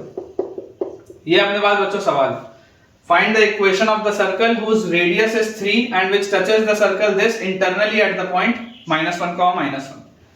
अब देखिए internal बेटा अगर touching हो रही है तो इंटरनल टचिंग का फिगर किस तरीके का होता है कि अगर हमारे पास ये एक सर्कल है तो दूसरा सर्कल आपके पास कुछ इस तरीके का होगा, और इस तरीके से ऐसे इंटरनल बेटा ये टचिंग होती है, ठीक है ना। ये चीज अपने को क्लियर होनी चाहिए कि इस तरीके का इसमें कुछ फिगर बनता है। आपको एक ऐसे सर्कल का इक्वेशन बताना है, equation of the circle whose radius is 3, जिसका रेडियस 3 हो, and which touches the circle this। अब ये वाला जो सर्कल है, सबसे पहले तो आप इस सर्कल का थोड़ा सा पोस्टमार्टम करें। इस सर्कल का सेंटर क्या है? इसका जो सेंटर होगा that will B -½ times coefficient of x तो 2 और -½ टाइम्स कोफिशिएंट ऑफ y तो 3, तो इसका सेंटर आ गया 2, 3। और इसका रेडियस क्या होगा? तो इसका radius will be √g² plus f² और -c, तो ये अपने पास आ जाएगा। तो 12 और 4 16 और 9 25, मतलब इसका रेडियस 5 है। तो बेटा ये जो बड़ा वाला सर्कल है बेसिकली बड़े वाले सर्कल का आपको इक्वेशन दिया हुआ है, और इसका आपको रेडियस 5 दिख रहा है, मतलब कि ये जो पूरा डिस्टेंस है यहां से लेकर यहां तक, मतलब आप इमेजिन करें अगर इसको आप C1 बोलेंगे, इसको आप C2 बोलेंगे और इसको अगर आप T2 बोलेंगे, तो C1 T2 जो है that is radius which is equal to 5। ये आपके पास 5 है पूरा। तो आप जरा सोच के देखिए, आपको अब क्या बोला जा रहा है, which touches the circle this internally at the point -1 -1। क्या ये -1 -1 इस सर्कल को सेटिस्फाई कर रहा है कि रख के देखो, तो ऑब्वियसली बेटा सेटिस्फाई तो करना ही चाहिए। तो आप एक बार देख लो फिर भी रख के, जैसे आप -1 -1 रखोगे तो 1 + 1 + 4 + 6 -12, तो 4 और 6 12, बिल्कुल सेटिस्फाई कर रहा है इसको। तो यहां से देखो हमको क्या चीज समझ में आती है कि ऑब्वियसली ये T2 ही वाला पॉइंट होगा -1 -1 जिस पे इसको टच कर रहा होगा, ठीक है। तो -1 -1 आपको मिल गया। C1 आपके पास है, देखो इसका जो सेंटर है दिस इज C1 आपके पास है, दिस इज 2, 3। अब देखिए ये जो पूरा इसका रेडियस है, इसके बेटा बड़े वाले सर्कल का रेडियस आपके पास था 5, ठीक है। और आपके पास देखो क्या बोला जा रहा है, find the equation of the circle, जो छोटा सर्कल है whose radius is 3। अब छोटे वाले सर्कल का रेडियस है आपके पास 3। सोच के जरा देखिएगा, अगर बेटा छोटे वाले सर्कल का रेडियस 3 है, मतलब C1 से C2 का जो डिस्टेंस होगा वो 2 होगा, तभी तो ये पूरा का पूरा 5 आएगा। अगर बच्चों इतना सा हिस्सा आपको 3 दिया हुआ है तो इतना बचा हुआ हिस्सा 2 होगा ना, तभी तो 2 और 3 पूरा इसका रेडियस 5 आएगा आपके पास। बहुत ऑब्वियस सी बात है। तो अगर बेटा ये चीज मुझे समझ में आती है तो यार यहां से आप देखो, आपको निकालना क्या है, सबसे पहले आपको C2 निकालना है, आपको बच्चों C2 निकालना है।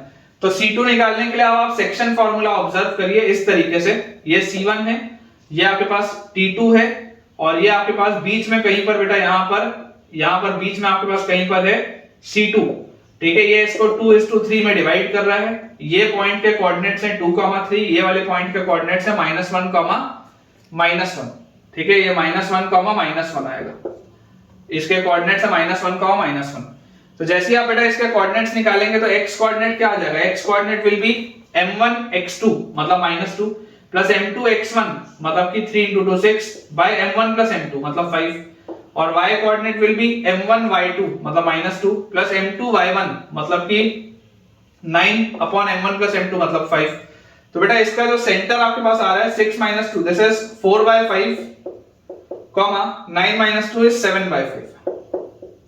ठीक है क्या? इसका अपने पास देखो सेंटर क्या आ गया 4/5 7/5 और ये अंदर वाले सर्कल का रेडियस आपके पास 3 है। तो इसका इक्वेशन क्या आ जाएगा? इक्वेशन विल बी, आंसर अपन लिख सकते हैं x माइनस 4/5 का whole square plus y minus 7/5 का whole square is equal to radius का स्क्वायर। रेडियस अपने पास कितना है? रेडियस अपने पास 3 है तो 3 का square 9।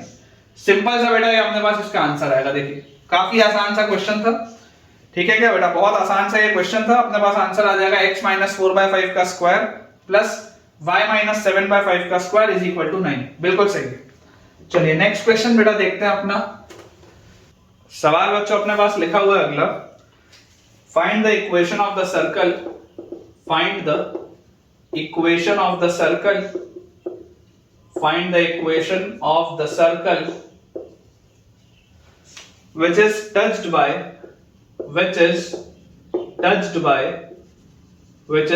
by y equal to x, which is touched by y equal to x, has its center on the positive direction of the x axis, on the positive direction has its center on the positive direction of x axis, has its center on the positive direction of x axis and cuts off a chord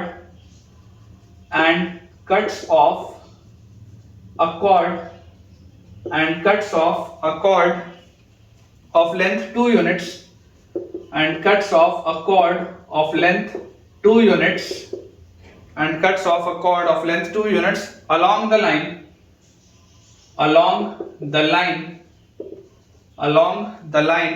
√3y minus x equal to 0। ठीक है, देखिए आपको बच्चों एक बात बताइए कि किसी भी सर्कल के इक्वेशन को निकालने के लिए 3 चीजें दी होनी चाहिए। 3 चीजें आपके पास दी हुई हैं। हमें बोला जा रहा है find the equation of the circle which is touched by the line y equal to x। तो आपको एक ऐसे सर्कल का इक्वेशन बताना है जिसको कि कोई line y equal to x touch करती हो, सबसे पहली बात। ठीक है क्या? y equal to x वाली लाइन इसको टच करती हो। फिर has it centre on the positive direction of x axis. अब अगर बच्चों x एक्सिस पे इसका सेंटर होगा, समझिएगा, अगर x एक्सिस पे इसका सेंटर होगा तो इसका जो कोऑर्डिनेट होगा वो a, 0 के फॉर्म का होना चाहिए। x एक्सिस पे अगर सेंटर है तो इसका कोऑर्डिनेट a, 0 के फॉर्म का होना चाहिए क्योंकि x एक्सिस पे y कोऑर्डिनेट तो 0 होता है। और फिर बोला जा रहा है and cuts off a chord of length 2 units along the line √3y minus x equal to 0। ये बेसिकली बेटा आपको लिखी हुई है, देखो y equal to 1/√3x। ठीक है, तो किसी इस तरीके की लाइन पर ये जो कॉर्ड कट करता है ये 2 यूनिट्स का कट करता है। दिस लाइन इज बेटा √3y minus x equal to 0। कुछ इस तरीके का आपके पास फिगर है ना। टेक्निकली फिगर हो सकता है गलत हो, मैं ढंग से प्लॉट करूंगा तो अच्छा फिगर बनेगा, लेकिन इस तरीके का आपको कुछ सर्कमस्टेंसेस बोला जा रहा है। अब इसमें देखो बेटा हम क्या कर सकते हैं। सबसे पहले आपको जो बात समझनी है कि अगर ये इसका सेंटर a, 0 है, हम अगर बेटा इसका ऐसा बोल दें कि यार यहां से देखो इसका ये जो डिस्टेंस होगा और ये जो डिस्टेंस होगा, आप मान लो इसका रेडियस r है, मान सकते हो आप इसका रेडियस r। तो आप बच्चों एक बात समझिए कि देखिए ये जो परपेंडिकुलर आप ड्रॉप करेंगे सेंटर से इस कॉर्ड पे, इसको बाइसेक्ट करेगा तो ये डिस्टेंस 1 होगा और ये भी 1 होगा। टोटल ये 2 है तो ये 1 होगा और ये भी 1 होगा। तो यार देखो a, 0 से इसका डिस्टेंस कितना है? a, 0 से बच्चों अगर मैं इसका डिस्टेंस आपको निकालूं इस कॉर्ड का, तो इस लाइन को आप लिख सकते हैं x minus √3y equal to 0। a, 0 से इसका distance will be a minus √3 into 0 upon √1 plus √3 का स्क्वायर मतलब 3 का मॉड। ठीक है, ये इसका डिस्टेंस होगा। दिस डिस्टेंस प्लस इस वाले डिस्टेंस का स्क्वायर प्लस 1 का square is equal to radius का स्क्वायर होता है। ठीक है, पाइथागोरस थ्योरम के हिसाब से ये आप बोल सकते हैं। तो ये बेसिकली लिखा क्या हुआ है, देखो ये लिखा हुआ है a minus root 3 by into 0, तो ये खत्म हो गया। तो a बाय 2 का square is a square by 4 plus 1 is equal to r square. तो ये अपने पास एक रिलेशन आ गया यहां से a और r में। ठीक है, सिमिलरली बच्चों आपको यहां से देखो एक चीज पता है कि इसका जो ये अगर टेंजेंट है इस पे, अगर ये वाली जो लाइन है, this line is basically x minus y equal to 0, अगर ये लाइन इस पर टेंजेंट है तो सेंटर से इसका डिस्टेंस अगेन रेडियस के बराबर होगा। तो ऑल्सो मैं यहां पर देखो क्या बोल सकता हूं, सेंटर से इसका डिस्टेंस कितना होगा, a minus 0 upon under root of 1 plus 1 मतलब अंडर रूट ऑफ 2 का mod, this should be equal to radius r, ये होना चाहिए अपने पास। तो अगेन बेटा यहां से अगर आप स्क्वायर करोगे तो this implies a square by 2 should be equal to r square, this implies a square by 2 should be equal to r square. ठीक है ना, मैंने स्क्वायर कर दिया इसको। बेटा जैसे आप इसके साथ सॉल्व करोगे तो देयरफॉर आप बोल सकते हो a square by 4 plus 1 is equal to r square की जगह मैं लिखूंगा a स्क्वायर बाय 2, तो मेरे पास यहां से आ जाएगा a square by 4 is equal to 1 और a स्क्वायर की वैल्यू आ जाएगी 4 और a की वैल्यू आ जाएगी प्लस माइनस 2। क्लियरली बेटा माइनस 2 तो हो नहीं सकता a, क्योंकि आपको बोला जा रहा है centre is on the positive direction of x axis. ठीक है ना, centre lies on the positive direction of x axis, मतलब a को पॉजिटिव होना पड़ेगा।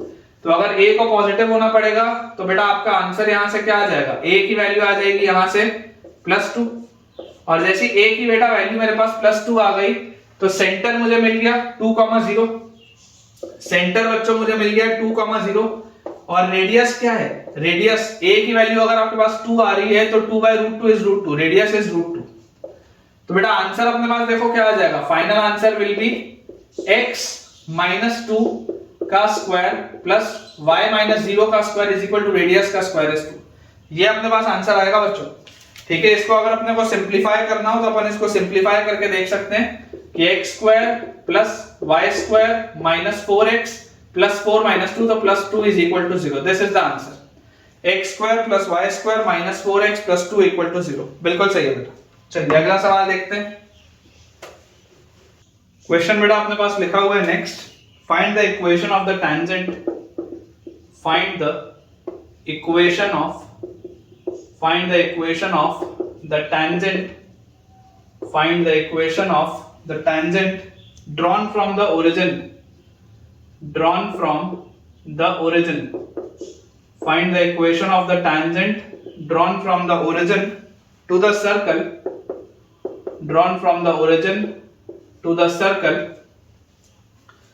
x square plus y square minus 2rx minus 2hy plus h square equal to 0। ठीक है, ये अपने पास बेटा सवाल दिया हुआ है, find the equation of the tangent drawn from the origin to the circle this. इस सर्कल पे अगर आप ओरिजिन से टेंजेंट डालेंगे तो उसका इक्वेशन क्या होना चाहिए। अब देखो बेटा आपको एक चीज समझ में आ रही है, इस तरीके का एक भी सवाल अभी तक हमने किया नहीं है, एक भी सवाल। बेसिकली ये इस तरीके का आपके पास कुछ फिगर है कि एक सर्कल है और आपको क्लियरली दिखाई दे रहा है कि ओरिजिन इससे पास नहीं होता, ओरिजिन इसको सेटिस्फाई नहीं करता, मतलब ओरिजिन एक बाहर में कहीं पे पॉइंट है। ठीक है, ओरिजिन से अगर आपने बेटा इस पे टेंजेंट डाला तो इस टेंजेंट का इक्वेशन क्या होना चाहिए, आपसे ये पूछा जा रहा है। ओरिजिन से अगर आपने इस पे टेंजेंट डाला तो इस टेंजेंट का इक्वेशन क्या होना चाहिए, ये हमसे पूछा जा रहा है। अब हमें एक चीज पता है कि इस सर्कल के लिए जो सेंटर होगा that will B minus half times coefficient of x तो r और minus half times coefficient of y मतलब कि h, ये इसका सेंटर होगा। और इसका रेडियस अपने पास कितना होना चाहिए, radius should be under root of r square. देखो ये वाला r, इस रेडियस को अपन कैपिटल R या तो लिख लेते हैं, कैपिटल R लिख लेते हैं, स्मॉल r से कंफ्यूज नहीं होना। तो रेडियस अपने पास जो आ जाएगा that will B r square plus h square और माइनस h स्क्वायर। तो यार ये तो r के बराबर आ गया, मतलब कि इस सर्कल का रेडियस भी r है। इस सर्कल का बच्चों जो रेडियस है वो भी अपने पास कितना आ रहा है, r आ रहा है। ठीक है, और ये अपना परपेंडिकुलर डिस्टेंस होगा टेंजेंट और इसके बीच में। अब मुझे एक चीज पता है कि any line passing through origin, any line passing through origin any line passing through origin is of the form y equal to mx।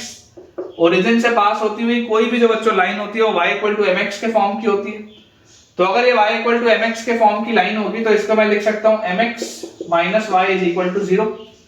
ठीक है, अब इस लाइन का जब बच्चों मैं डिस्टेंस निकालूंगा सेंटर से तो वो रेडियस के बराबर होना चाहिए। तो देयरफॉर आप बोल सकते हैं, देखो m into r minus h upon under root of m square plus 1 का mod should be equal to radius r। ये अपने पास होना चाहिए, ये चीज आप बोल सकते हैं। बेसिकली देखो मेरे लिए m अननोन है, मुझे सिर्फ m की वैल्यू बतानी है, m की वैल्यू मिलते ही मेरा आंसर आ जाएगा। तो यहां से आप बेटा जैसे इसको स्क्वायर करोगे तो स्क्वायर कर दी आपके पास आ जाएगा mr माइनस h का whole square is equal to r square into m square plus 1। तो यहां से अपने पास आ जाएगा m square r square plus h square minus 2mrh is equal to m square r square plus r square. ये m square r square और ये m स्क्वायर r स्क्वायर तो कट गया। तो यार यहां से मेरे पास देखो आ क्या रहा है, यहां से बच्चों मेरे पास आ जा रहा है 2mrh is equal to 2mrh is equal to h square minus r square. और हम बेटा बोल सकते हैं m will be equal to h square minus r square upon 2rh। ये आपके पास देखो आ जाएगा रिजल्ट m का। m हमारे लिए अननोन था, m की वैल्यू आपको नहीं पता थी। तो देयरफॉर इक्वेशन ऑफ टेंजेंट जो होगा, इक्वेशन ऑफ टेंजेंट बच्चों अपने पास आ जाएगा y इक्वल टू mx है तो y is equal to m की जगह h square minus r square upon 2rh है ना, this is m into x। ये अपना आंसर आएगा। ठीक है क्या, ये अपने पास बेटा आंसर आ जाएगा। या इसको आप यहां से ऐसे ही बोल सकते हैं, और 2rh into y is equal to h square minus r square into x। ये भी आप बोल सकते हैं। ठीक है क्या बेटा, देख लो h square minus r square into x। ठीक है, h square minus r square into x is equal to 2rhy। बिल्कुल सही है। तो इस तरीके के बेटा अपने को कंसेप्ट को ध्यान रखना है कि अगर कभी भी आपके पास किसी एक्सटर्नल पॉइंट से पास होती हुई टेंजेंट की बात हो रही हो तो आप उस एक्सटर्नल पॉइंट से पास होती हुई कोई भी एक स्ट्रेट लाइन का इक्वेशन लिखेंगे। ठीक है ना, अगर मान लीजिए ये कोई x1 y1 होता, इमेजिन करिए ओरिजिन नहीं होता, x1 y1 होता, तब मैं यहां पर क्या लिखता, y minus y1 is equal to m into x minus x1। तब मैं वैसे लिख के आगे बढ़ता, लेकिन अप्रोच सेम होता, अप्रोच बेटा बिल्कुल सेम होता। ठीक है, नेक्स्ट बेटा अपने पास इसमें क्वेश्चन लिखा हुआ है कि if the squares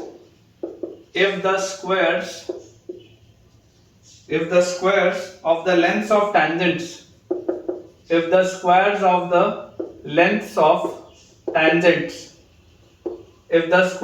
the lengths of tangents from a point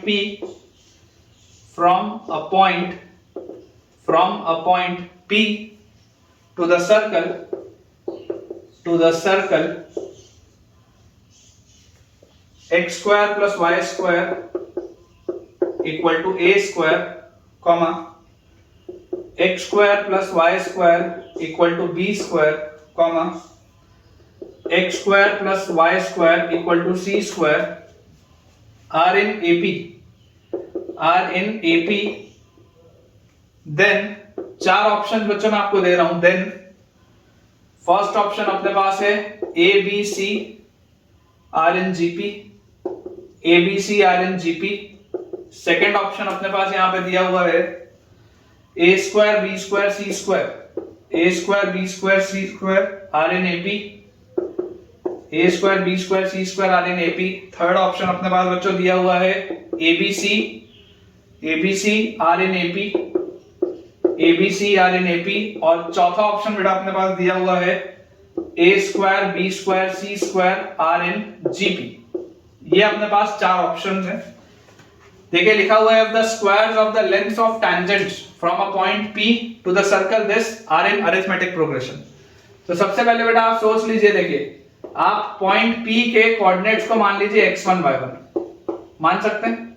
squares of the length of the tangent from a point P आप x1 y1 मान लो।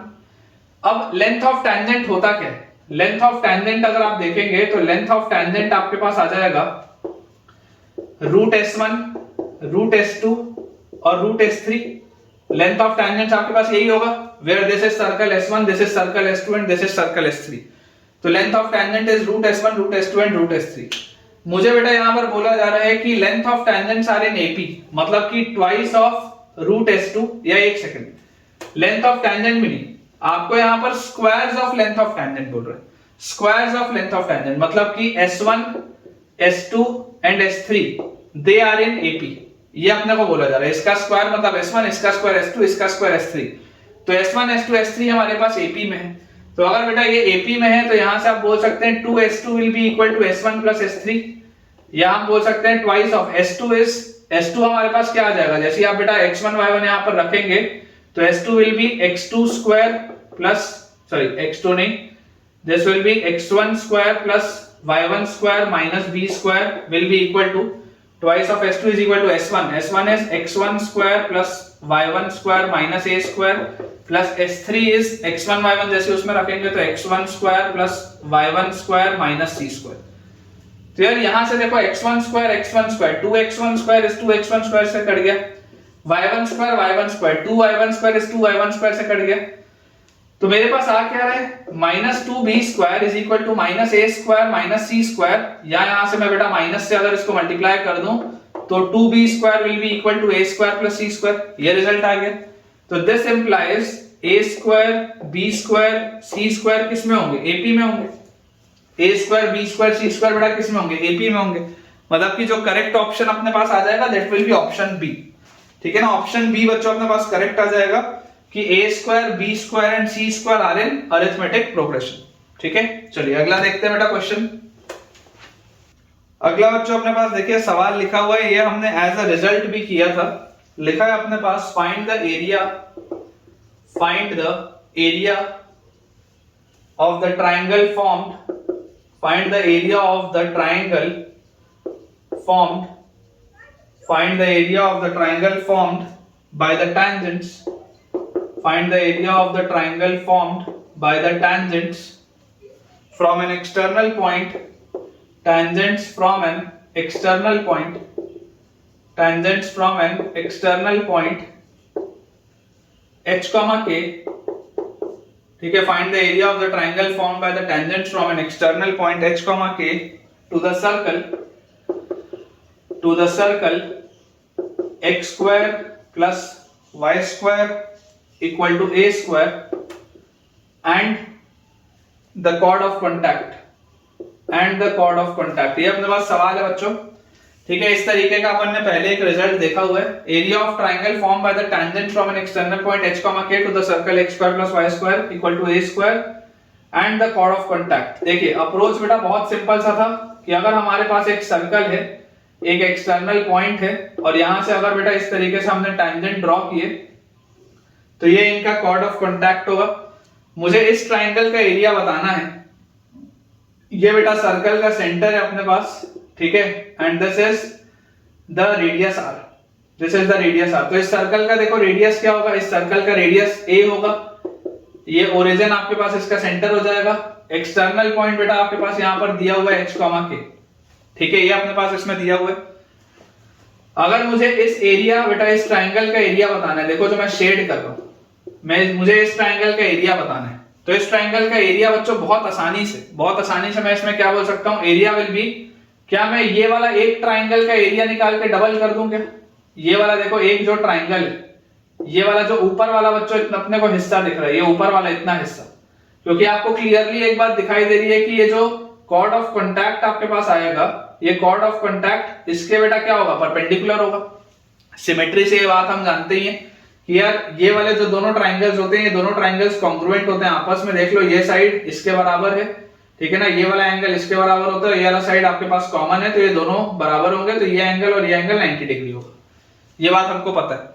तो मैं बोलता हूं कि आप एक ट्राइंगल का एरिया निकालो और उसका डबल कर दो, ठीक है। या आप इसको ऐसा पूरा का पूरा ये भी बोल सकते हो कि बेस इनटू अल्टीट्यूड, ठीक है। तो एरिया अपने पास क्या आ जाएगा, एरिया विल बी, देखो ये आपके पास इस एंगल को आप मान लो थीटा, ये वाले एंगल को आप मान लो थीटा, और इसको आप मान लो लेंथ ऑफ टेंजेंट एल। तो एरिया अपने पास कितना आ जाएगा, एरिया विल बी ये एल कॉस थीटा, ठीक है, एल कॉस थीटा सबसे पहले। तो ये आपके पास क्या आ गया, ये बेस आ गया, और ये हाइट क्या है, हाइट आपके पास है ये एल कॉस थीटा और ये एल साइन थीटा, तो इनटू एल साइन थीटा। इसको वापस मैं लिख देता हूं। देखो ये अपने पास आ जाएगा L cos theta into L sin theta, ठीक है। ये L cos थीटा, ये L sin थीटा है, और ये इंटू हाफ, तो half into base into height, इससे आपके पास ये वाला एरिया इतना सा निकल गया, और इस पूरे का जो डबल होगा, इस पूरे का डबल इस पूरे एरिया होगा, इस पूरे ट्राइंगल का एरिया। तो मतलब मुझे जो आंसर चाहिए बच्चों, मुझे आंसर यहां से मिलेगा L square sin theta cos theta, L square sin theta cos theta. अब देखो आपके पास सर्कल का इक्वेशन क्या है, circle is x square plus y square minus a square equal to 0। तो यार ये L स्क्वायर क्या होगा, L स्क्वायर, L क्या होता है, L इज रूट S1 और इसका square into sin theta cos theta, ये अपने पास यहां पर लिखा हुआ है। तो यार यहां से बच्चों अगर आप ध्यान से ऑब्जर्व करेंगे तो आपको यहां से बेटा दिखाई देगा कि S1 को तो आप क्या लिख सकते हैं, h square plus k square minus a square. S1 को तो आप डायरेक्टली ये लिख सकते हैं, h square plus k square minus a square. अब into sin theta cos theta, यहां से अगर आप ये वाले ट्राइंगल को देखें, ये बड़े वाले ट्राइंगल को, ये जो बेटा बड़ा वाला ट्राइंगल है, तो देखो ये वाला एंगल भी 90 डिग्री है, क्योंकि रेडियस और टेंजेंट परपेंडिकुलर होते हैं। तो यहां से बेटा मुझे tan थीटा की वैल्यू क्या दिखती है, परपेंडिकुलर बाय बेस, मतलब tan थीटा है a by l, tan theta अपने पास है a बाय l। तो इस पूरे को अगर मैं बोल दूं कि h square plus k square minus a square, और ये sin थीटा cos थीटा है, इसको मैं लिख दूं sin 2 थीटा बाय 2, और इसको बेटा मैं लिख देता हूं h square plus k square minus a square into sin 2 theta को बेटा आप लिख सकते हैं 2 tan theta upon 1 plus tan square theta, ठीक है। और ये जो 2 नीचे था ऐसे, तो ये 2 और ये 2 कट गया। तो फाइनली अपने पास देखो रिजल्ट बेटा क्या आ जाएगा, रिजल्ट अपने पास यहां से आ जाएगा, और L आपको पहले से ही पता है, L देखो L क्या होता है, L होता है रूट S1। तो L this is a upon L is h square plus k square minus a square, और रूट S1 है तो उसकी power 1/2।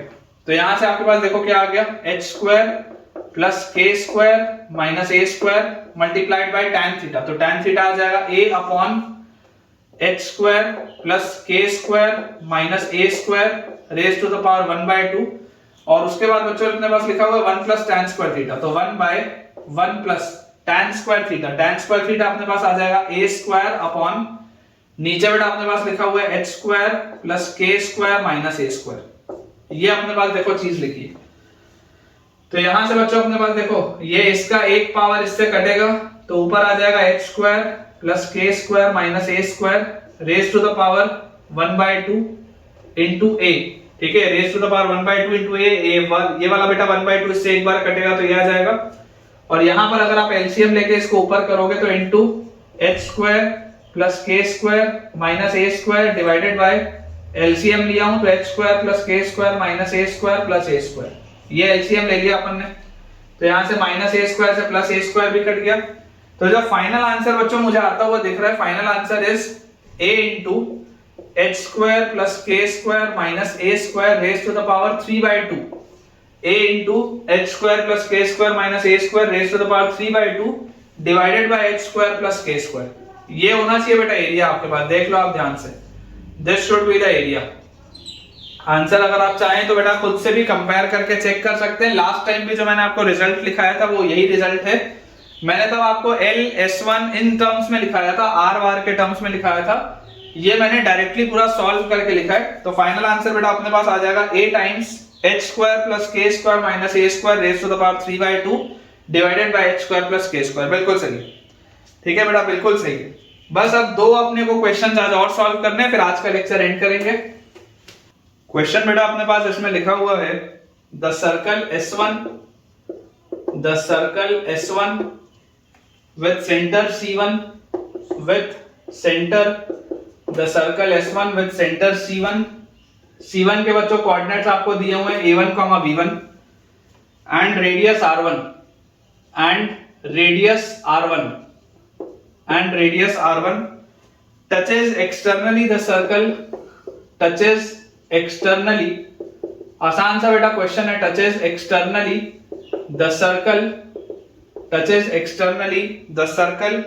S2, touches externally the circle S2 with center C2 जिसके कोऑर्डिनेट्स अपने पास दिए हुए हैं A2, B2 and radius R2 and radius R2। ठीक है, ये अपने पास बच्चों दिया था। Circle S1 with centre C1 A1 B1, radius R1 touches externally the circle S2 with center C2 A2 B2 and radius R2. If the tangent at their common point, if the tangent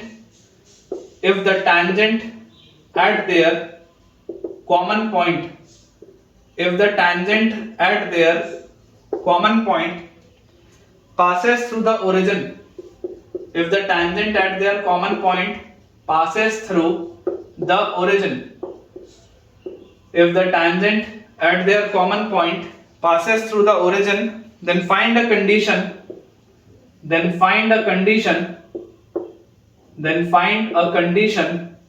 in A1 B1 R1 A2 B2 R2। ये अपने पास बच्चों सवाल है। Then find a condition in A1 B1 R1 A2 B2 R2। बोला जा रहा है बेटा एक सर्कल है जो दूसरे सर्कल को एक्सटर्नली टच कर रहा है, किस तरीके का फिगर है? बहुत आसान सा सवाल है। Basically this is a very easy question. आपके पास इस तरीके का देखो दो सर्कल्स दिए हुए हैं, यहां पर ये इसको कहीं पर टच कर रहा है, इनका जो कॉमन टेंजेंट है वो ओरिजिन से पास होता है। ये सर्कल S1 है जिसके सेंटर है A1 B1, ठीक है, और ये बेटा सर्कल S2 है जिसका सेंटर आपके पास है A2 B2। ये अपने पास दिया हुआ है। इसका रेडियस आपके पास दिया है बच्चों R1 और इसका रेडियस हमारे पास दिया हुआ है R2। इस तरीके का सवाल है। तो बेटा आपको देखो इसमें बोला जा रहा है कि if the tangent at their common point of contact passes through the origin, तो ये जो कॉमन टेंजेंट होता है बेटा ये बेसिकली रेडिकल एक्सिस होता है इस केस में, जो कि S1 - S2 = 0 होता है, बताया मैंने आपको।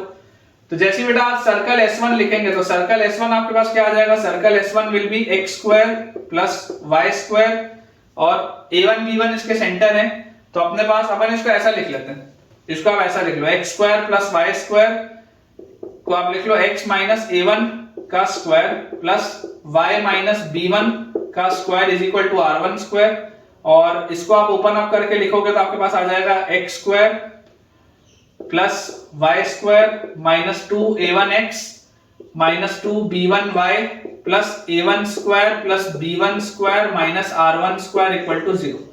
ये आपके पास आ जाएगा सर्कल S1। और सेम तरीके से बेटा अगर मैं सर्कल S2 लिखूंगा तो सर्कल S2 आ जाएगा x² plus y² minus 2a2x minus 2b2y plus a2² plus b2² minus r2² is equal to 0। ये आपके पास आ जाएगा सर्कल S2। तो बच्चों जो रेडिकल एक्सिस इनका होगा that will be S1 - S2 is equal to 0। तो जैसे ही आप इसको सब्ट्रैक्ट करेंगे तो देखो x² से x² गया, y² से y² गया, तो माइनस 2a1x प्लस 2a2x, फिर माइनस 2b1y प्लस 2b2y, उसके बाद plus a1² plus b1² minus r1² और सब्ट्रैक्ट आप कर रहे हैं तो minus a2² minus b2² plus r2² is equal to 0। ये आपके पास आ जाएगा इसका रेडिकल एक्सिस जो कि कॉमन टेंजेंट होगा। बोला जा रहा है बेटा कि ये ओरिजिन से पास होता है, तो अगर ये ओरिजिन से पास होता है तो x की जगह 0 और y की जगह आपको 0 रखना पड़ेगा। तो अगर ये ओरिजिन से पास होगा, जैसे बेटा आप इसको ओरिजिन से पास कराओगे तो ओरिजिन से पास कराते ही ये सब 0 हो जाएंगे। तो फाइनली आपके पास देखो कंडीशन क्या आ जाएगी? Condition will be a1² minus a2² plus b1² minus b2², a1² minus a2² plus b1² minus b2² is equal to r1² minus r2² is equal to, ये माइनस r1 उधर जाएगा तो r1² माइनस r2²। ये अपने पास बच्चों condition आएगी। देख लीजिए बेटा ध्यान से, बहुत सिंपल सा ये सवाल था कि बस कॉमन टेंजेंट में आपको ओरिजिन डालना था और ये सर्कल का इक्वेशन आपको लिखना आना चाहिए था। रिजल्ट अपने पास आ जाएगा a1² minus a2² plus b1² minus b2² is equal to r1² minus r2²। बिल्कुल सही है बेटा। चलिए आखिरी सवाल देखते हैं बेटा। सवाल बेटा अपने पास इसमें दिया हुआ है, फाइंड द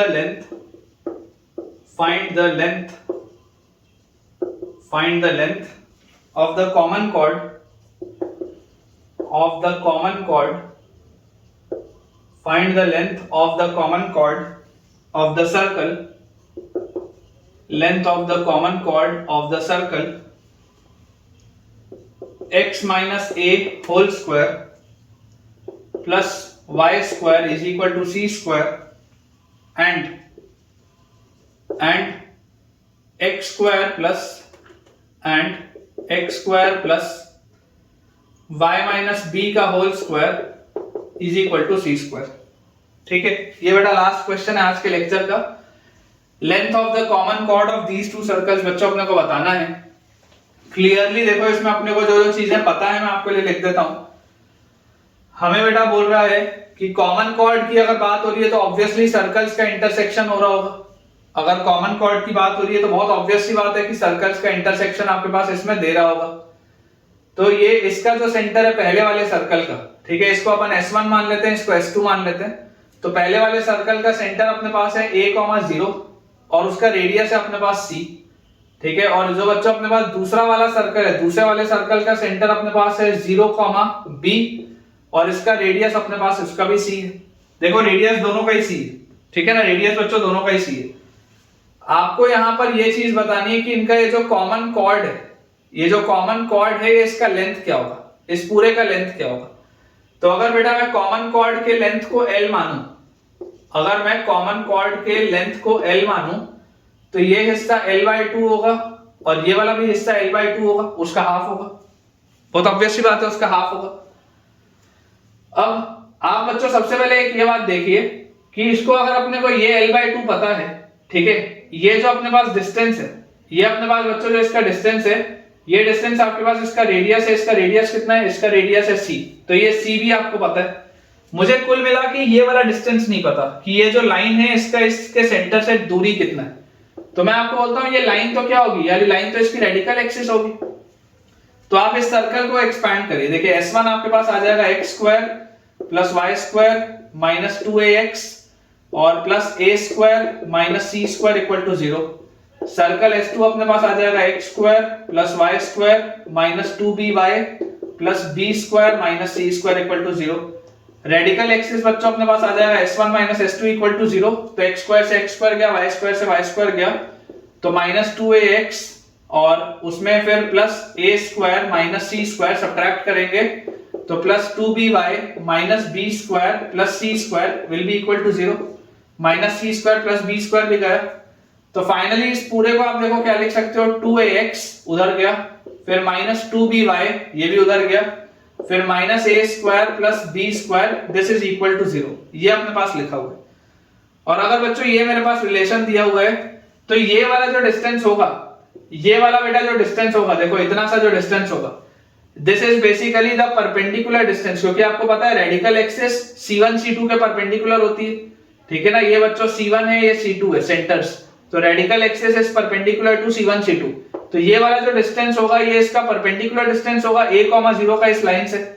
तो बेटा ये जो डिस्टेंस अपने पास आएगा, मान लेता हूं इस डिस्टेंस को मैं लेट अस से p बोलता हूं, तो p अपने पास क्या आएगा, p will be mod of a,0 से इसका डिस्टेंस, तो 2a square minus 2b into 0 minus a square plus b square upon under root of 4a square plus 4b square mod.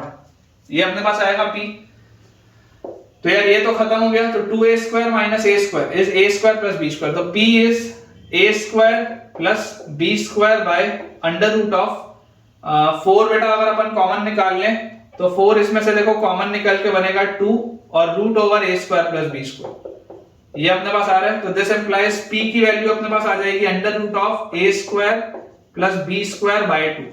ये आ रही है p की value under root of a square plus b square by 2।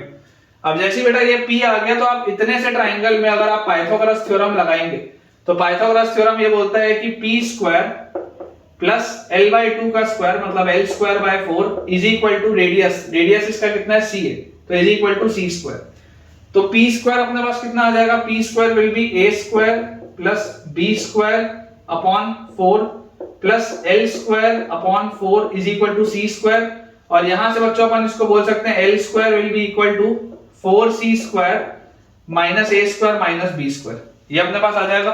तो finally जो length of common chord आएगा that will be root over 4c square minus a square minus b square. Check कर लो बेटा। The length of the common chord will be under root of 4c square minus a square minus b square. बिल्कुल सही, ठीक है, बिल्कुल सही है बेटा। सो ठीक है बच्चों, विद दिस हम अपने आज के लेक्चर पे एंड पे आ चुके हैं। बहुत लंबा लेक्चर था आज का, लेकिन मुझे उम्मीद है कि आज मैंने आपको इतने सारे जो क्वेश्चंस की प्रैक्टिस कराई है उससे आपका कॉन्फिडेंस 100% बेटा 200% इंक्रीज हुआ होगा। तो बेटा यही कंसेप्ट है मेरे पढ़ाने का कि यार आपको मैं इतने ज्यादा सवाल कराऊं कि आपका कॉन्फिडेंस इंक्रीज हो, क्योंकि जब आपका कॉन्फिडेंस इंक्रीज होगा तो ऑटोमेटिकली आपकी इच्छा बढ़ेगी ज्यादा से ज्यादा सॉल्व करने की, और आप जितना ज्यादा सॉल्व करेंगे, आप जितने ज्यादा क्वेश्चन बनाएंगे, उतने ही हाई चांसेस हैं कि आप पेपर बहुत अपना अच्छे से बना के आए। तो अगर आपको आज का लेक्चर पसंद आया है, अगर आपको बेटा फायदा हुआ है आज के लेक्चर से, तो मुझे कमेंट्स में जरूर शेयर करें, इस वीडियो को लाइक करें, चैनल को सब्सक्राइब करें और दोस्तों के साथ इस चैनल को रेफर भी करें ताकि उन सबकी पढ़ाई बहुत बढ़िया तरीके से हो पाए। Thank you.